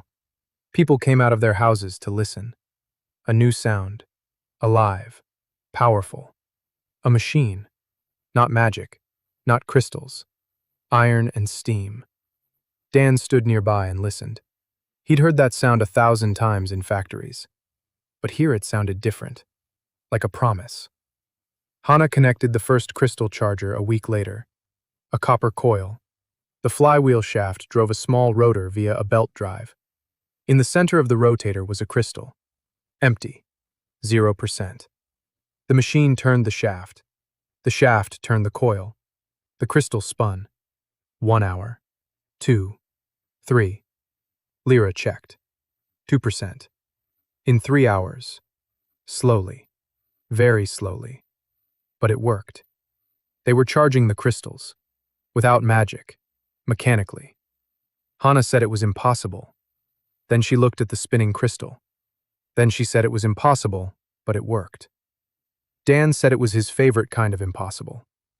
On the 152nd day, what Dan had feared happened. Royal soldiers. Not mercenaries. 40 men in uniformed armor. With an officer. With a document bearing the royal seal. They set up camp a kilometer from Argentale, and the officer sent a messenger. A royal decree. The wasteland of Ash has been declared a restricted zone. All production facilities are to be dismantled. Residents must leave the territory within 2-3 days. The decree was signed by the Lord Chancellor upon the recommendation of the Artifact Makers Guild. Dan read the decree and passed it to Corin. Corin read it, looked up, and said that the decree was signed by the Lord Chancellor, not the Queen. That's important. The Lord Chancellor can issue decrees on behalf of the Crown, but they can be challenged in the Royal Council if someone files an appeal. Dan asked who could file an appeal. Corin said any vassal lord or any holder of a royal charter. Argentale does not have a charter, but Baron Halloween has a vote in the council. Dan wrote to the Baron urgently and sent a messenger on Brenna's best horse. Then he wrote to Captain Alvin. Then he wrote to Nell. Then he wrote to the village elders of the 3 villages with which he traded. The message was the same to all of them. Argentale is being shut down. Your shipments are being halted. Your contracts are being cancelled. If you're not satisfied with this, write to the council." Celeste looked at him. She said it was politics. Dan said it was survival. 3 days until eviction. The officer came on the second day, in person. Captain Morris, 40 years old, a weary, not angry, just tired. He walked through Argentale. He saw the barracks, the workshops, the children, the school, the cafeteria, people at work, lights that were on, a steam engine clattering away. He went back to Dan, said he had orders. Dan said he understood, asked if Captain Morris had children. Morris said he had 2. Dan pointed to the window of the nearest barracks. Behind the glass, a little girl was sitting and tracing letters on a piece of bark. Dan said that there were 27 children in Argentale. For the first time in their lives, they were all living under a roof. For the first time, they were eating every day. For the first time, they were going to school. Captain Morris could carry out the order, drive them out into the fields, in winter, without food, without shelter. That's his right. Morris was silent. Then he said he had orders. But 3 days is 3 days. He'll wait 3 days. If something changes in 3 days, he won't object. If not, he has orders. He left. Dan stood there thinking. 3 days. A reply from the Baron would take 5, at least. He needed to buy time. Celeste suggested something else. She said she knew someone at court, not her father, someone else, Lady Evelyn Drake, a lady-in-waiting to the Queen, an old friend of Celeste's mother, a woman who has the Queen's ear. If they wrote to her directly, personally, with a description of what's been built here, with figures, with the children's names, Lady Evelyn could convey it to the Queen personally, over the Chancellor's head, over the Guild's head. Dan looked at Celeste. He asked if she was sure. Celeste said no, but it was the only chance to make it in 3 days. Dan nodded. Celeste spent 4 hours writing the letter, a long one, detailed, with Karina's figures, with Martha's descriptions, with Emily's blueprint. She slipped one personal item into the envelope, a small crystal lantern repaired by Hannah, the size of a finger, with a note. "This light is made from what Valengard threw away." The messenger rode off at dawn on the second day. The third day, the last. Captain Morris lined up the soldiers. Dan stood before them. Behind him stood all of Argentale, 162 people, the children in front. Morris approached. He said their time was up. Dan said he knew. He wouldn't resist, but he wouldn't leave. Let the captain decide for himself whether to expel the children or not. Morris stood there, a minute, 2. His soldiers looked at the people before them, at the children, the elderly, the woman holding a baby, the boy with a burn on his face wearing a shirt with a long collar. Morris opened his mouth, and at that moment, a horseman, with a package, bearing the royal seal. Morris opened the package. He read it. He looked up. The eviction order had been revoked, temporarily, pending review by the Royal Council, signed personally by the Queen. Morris put the document away. He looked at Dan. He said he was lucky. Dan said that luck is when preparation meets opportunity. Morris didn't understand the quote, but he nodded. He led the soldiers away. Argentale stood there. The 8th month. Argentale was growing. 211 people, 10 barracks, 3 workshops, a steam engine, a mill, 2 wells, a water supply system made from salvaged golem pipes, a school where Corin and Tom taught reading and arithmetic, a hospital, 1 room, 1 bed. But a woman named Rena worked there, a former field medic. She'd come on her own. She heard they paid her, and that they didn't beat her. Dan gave her everything she asked for. Clean bandages made from recycled fabric, boiled water, alcohol from the still that Emily had assembled in 3 days, needles for stitching wounds, herbs that Martha brought from the grove. Rena set a condition. Every resident of Argentale must undergo a medical examination once a month. Mandatory. No exceptions. Dan agreed immediately. Rena looked at him suspiciously. She said that not a single lord, commander, or boss she knew had ever agreed to mandatory checkups. It's expensive, it takes time, it's unnecessary. Dan said that a sick worker is a lost workday. 10 sick workers are 10 lost days. Prevention is cheaper than treatment. Rena blinked. Then she said she'd go along with it. On the 171st day, someone arrived whom Dan hadn't been expecting. Juno Park, a mercenary, 26 years old, tall, quiet, 2 short blades at her belt. She dismounted at the city entrance and walked silently down the main street. She stopped in front of Dan. She said Baron Holloway had sent her, as a gift, a personal bodyguard for the Argentale steward, paid for a year in advance. Dan looked at her. He asked if he needed a bodyguard. Juno said that after the guild had sent mercenaries and soldiers, yes, he did. Dan asked what she could do besides kill. Juno thought for a moment. She said she knew how to keep quiet. That's useful too. Dan smirked. He asked if she knew how to organize security. Not just stand by his side, but set up a system. Patrols, checkpoints, a schedule, regulations. Juno looked at him for a long time. Then she said she'd never tried it, but she could give it a shot. Dan said that was her job. Head of Argentale's city guard. Not a bodyguard. A commander. Juno was silent for about 10 seconds. Then she nodded. The next day, she walked the entire perimeter. She checked the traps. She surveyed the positions. She spoke with Grave. Grave looked up at her. She was taller. He asked if she knew how to fight. Juno silently drew her blade and thrust it into a wooden post from a distance of 10 paces, right in the center. Grave nodded. They got along.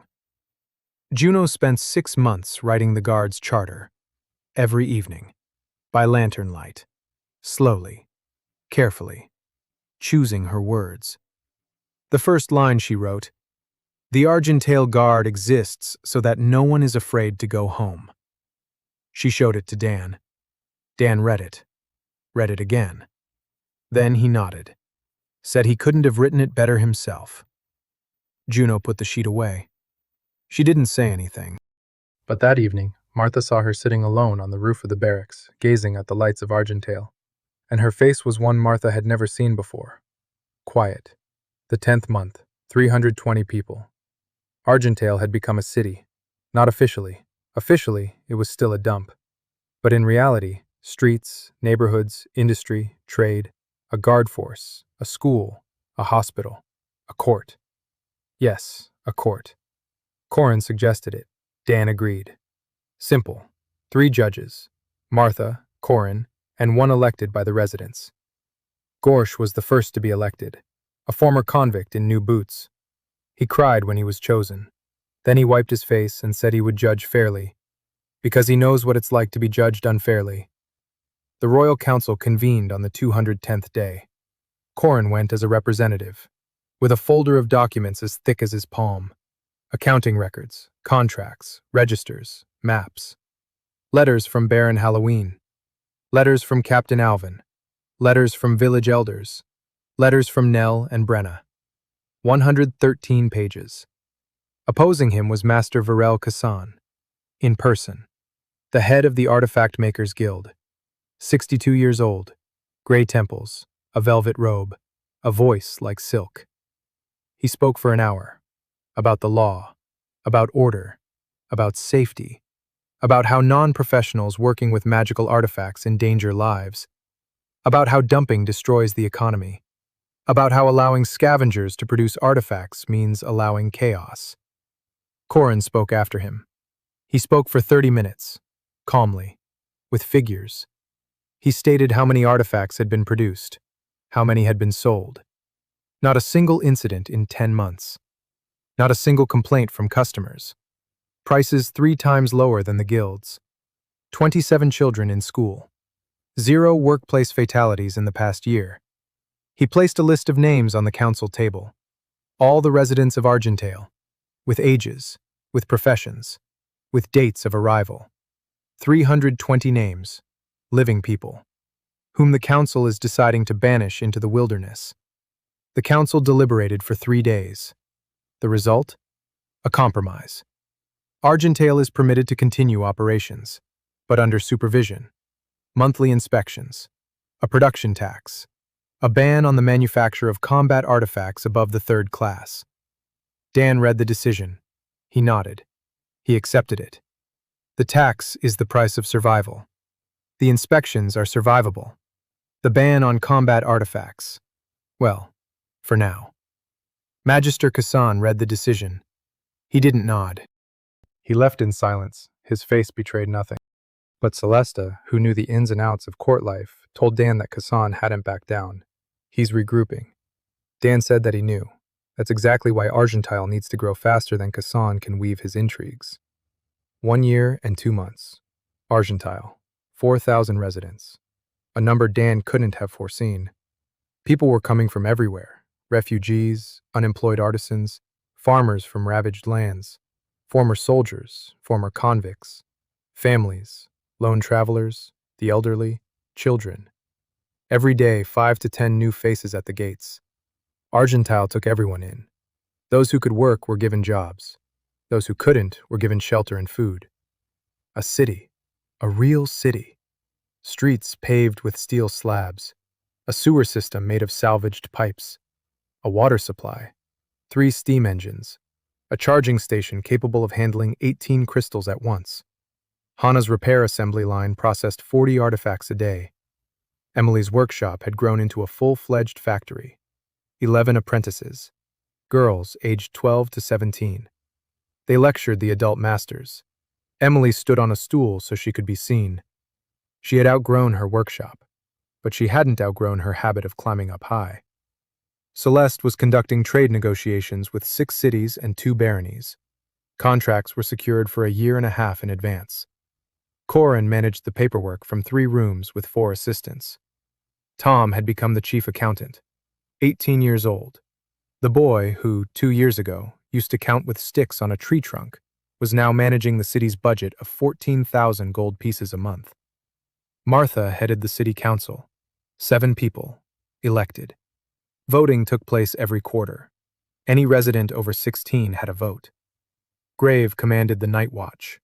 His men, who had once been thugs, now wore uniforms and insignia featuring a silver stream. The Argentale coat of arms, a silver river on a dark field. Emily had designed it. Rena expanded the hospital to 4 rooms, 2 assistants, a pharmacy stocked with 30 types of medicine. The mortality rate had dropped to 0. Not a single workplace fatality all year. Not a single one. Martha knew the date. She knew it for sure. She had visited her son's grave that day. 10 years ago, Torrin Kane had died in a landslide at the garbage dump, because no one had thought about safety. Today, a year without a single death, she stood by a simple stone on a hill outside town, silently, for a long time. Then she sank to her knees and cried. For the first time in 10 years, not out of grief, but because she could finally let go. Dan didn't know about this. He was standing in the control room, a new space, a desk with a map of the city, control levers for the power grid, a panel with charge indicators for the main crystals. Everything assembled from trash. Everything was working. Lyra sat nearby. Her relief map of the landfill covered half the wall. Thousands of dots, each one a crystal, each labeled in braille that Dan had carved for her from copper plates. She ran her fingers over the map and spoke softly. A new cluster has formed here. 16 crystals, over the last month. They came on their own, from different parts of the dump. Lyra fell silent. Then she added, Dan, she's listening to us. Dan didn't answer. He heard the hum, every day, every night. Steady, deep, constant. Beneath the entire city, beneath the entire landfill. He could no longer chalk it up to physics. The crystals were moving on their own. Certain artifacts were gathering in groups at night when no one was looking.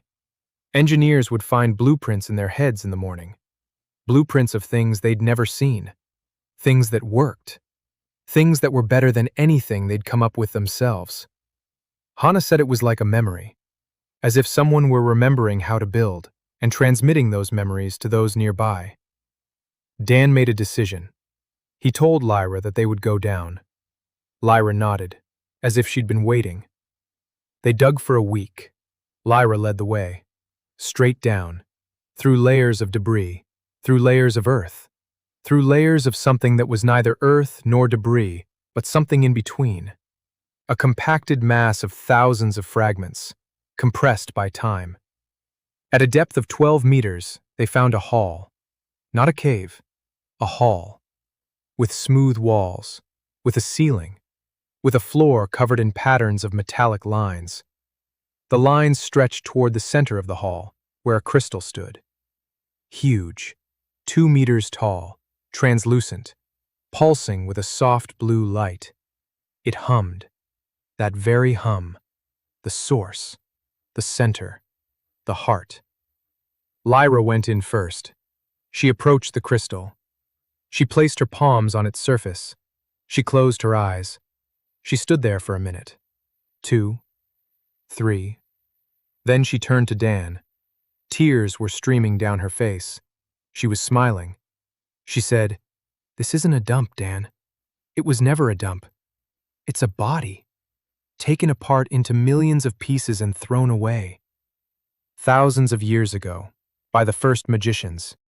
They took it apart and discarded it piece by piece to monopolize magic. She gave them magic. She gave them knowledge. She gave them everything, and they took her apart and threw her away."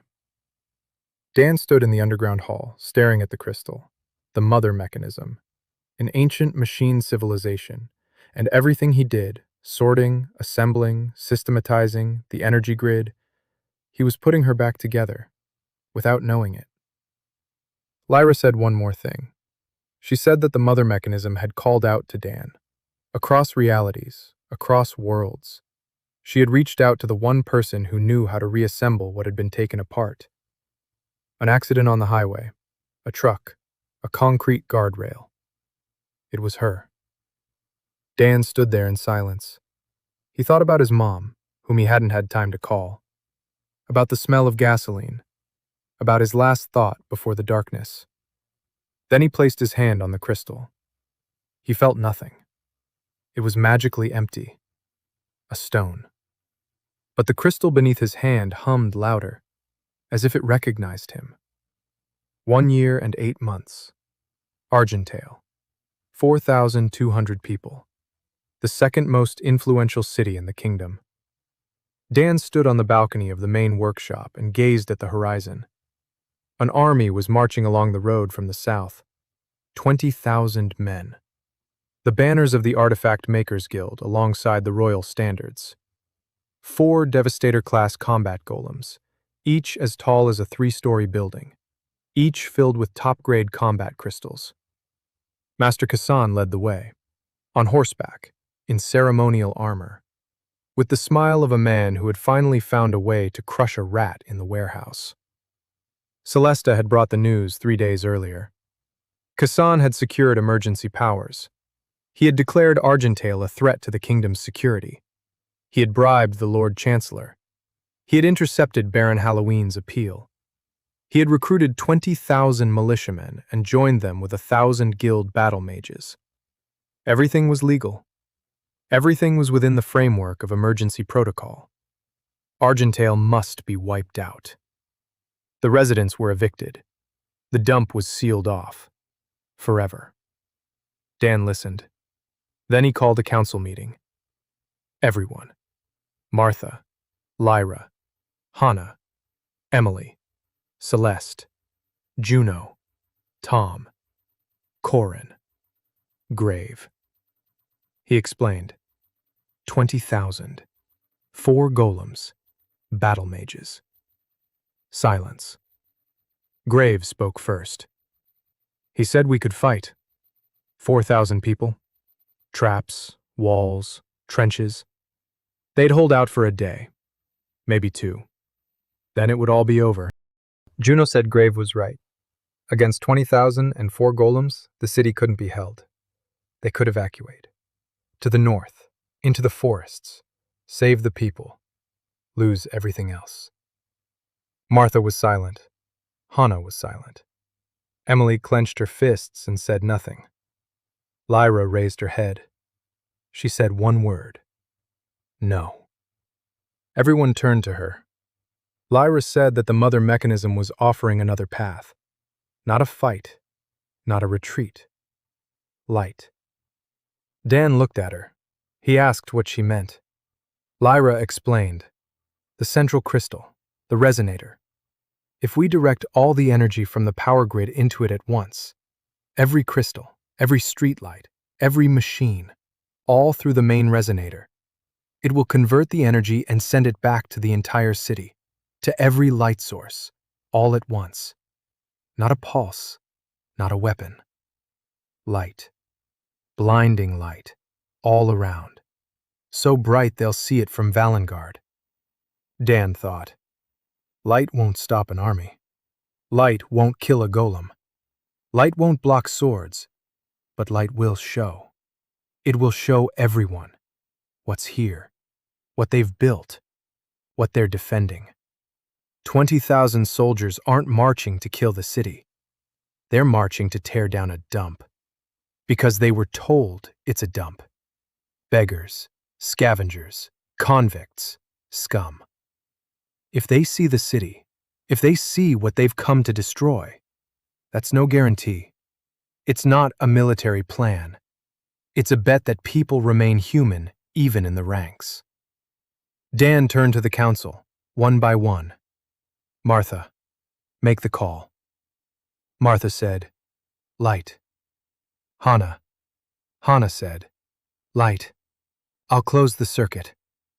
Juno said, Light.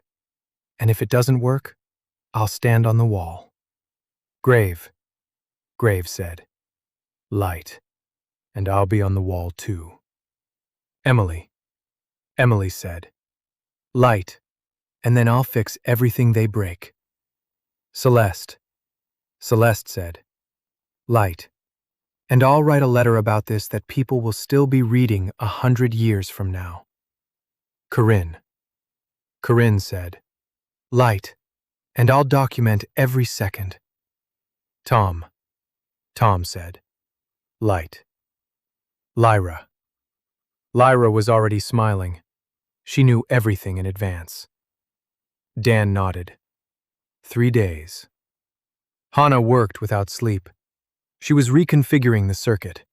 Every crystal in the city, every streetlight, every trap.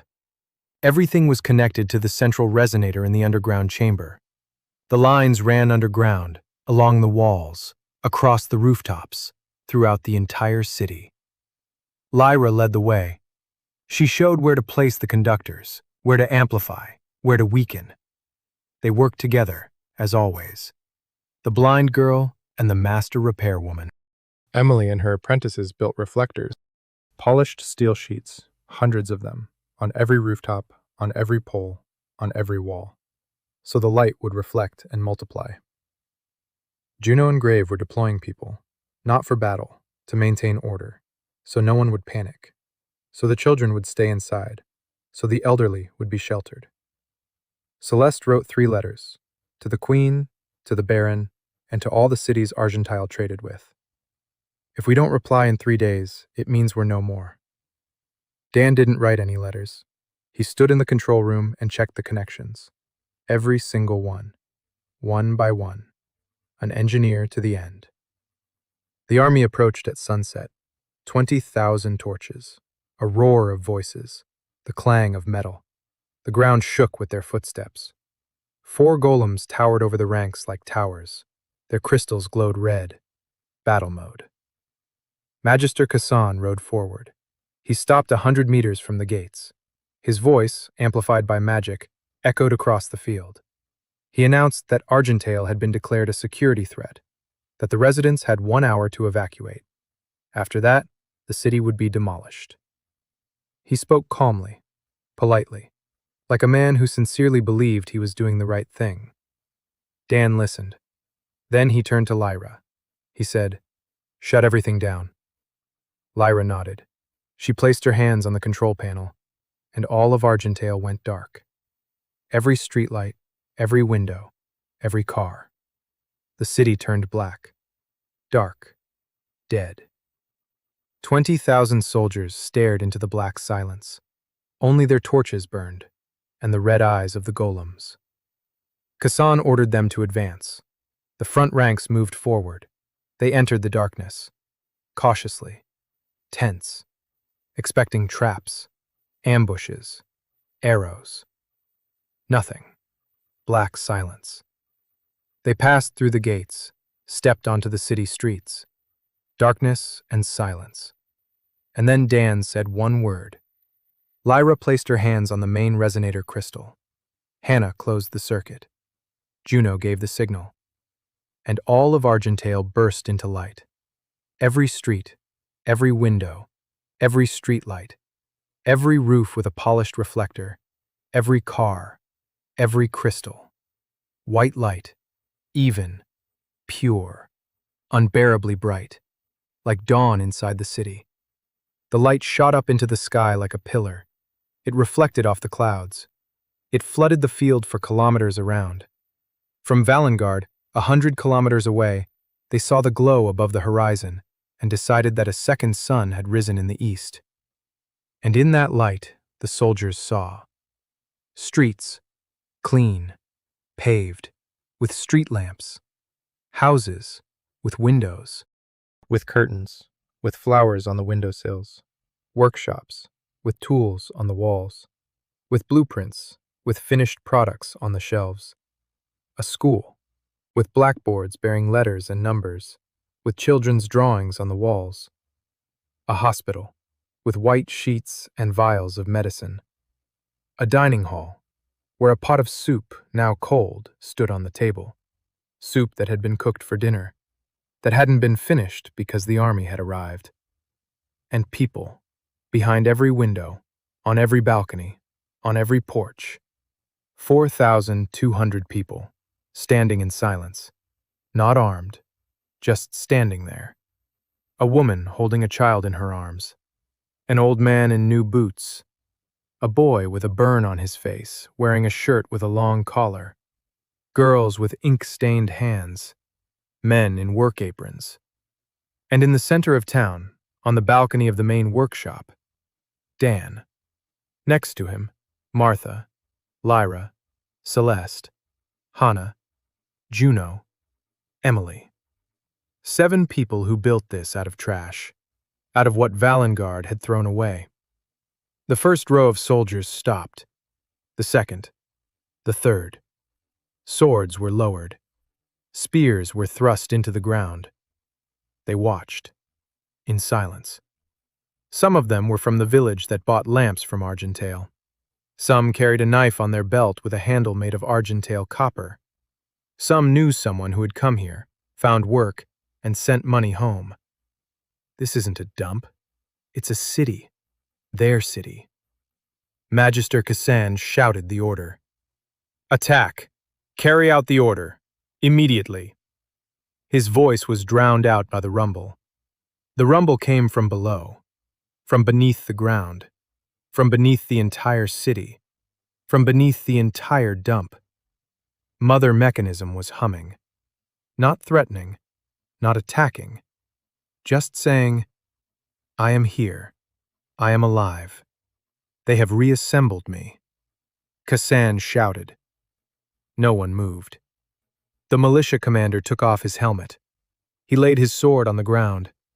He said it wouldn't happen. The second commander did the same. The third. The soldiers began to retreat. Not to run, to retreat. Slowly. Calmly. Like people who suddenly realized they were on the wrong side.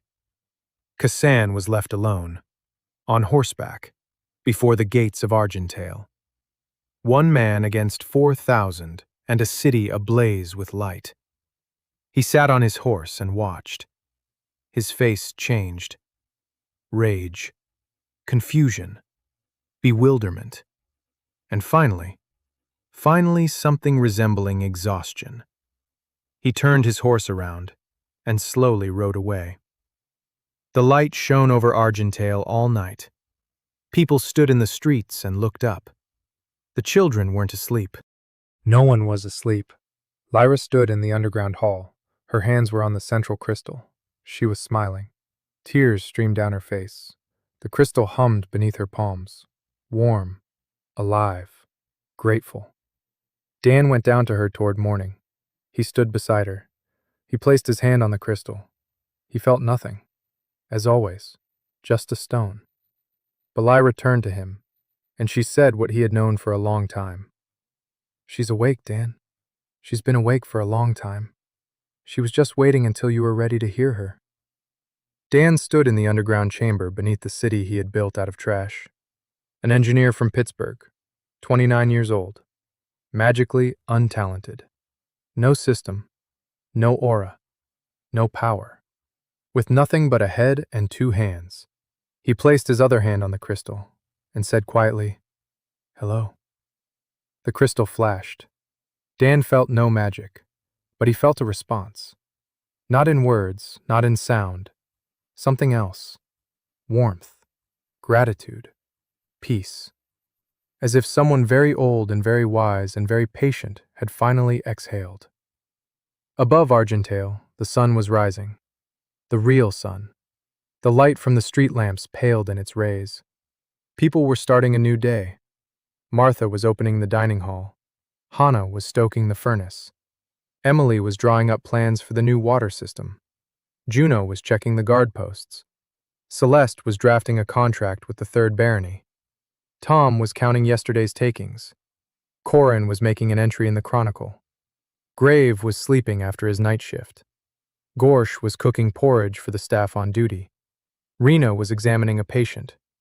Bren was unloading a wagon. The children were running to school. The city was alive. Dan emerged from the underground hall. He went upstairs. He squinted in the sunlight. Martha saw him and held out a bowl of porridge. Hot, with meat, with the biggest piece, just like on the first day. Dan took the bowl. He sat down on the step of the workshop.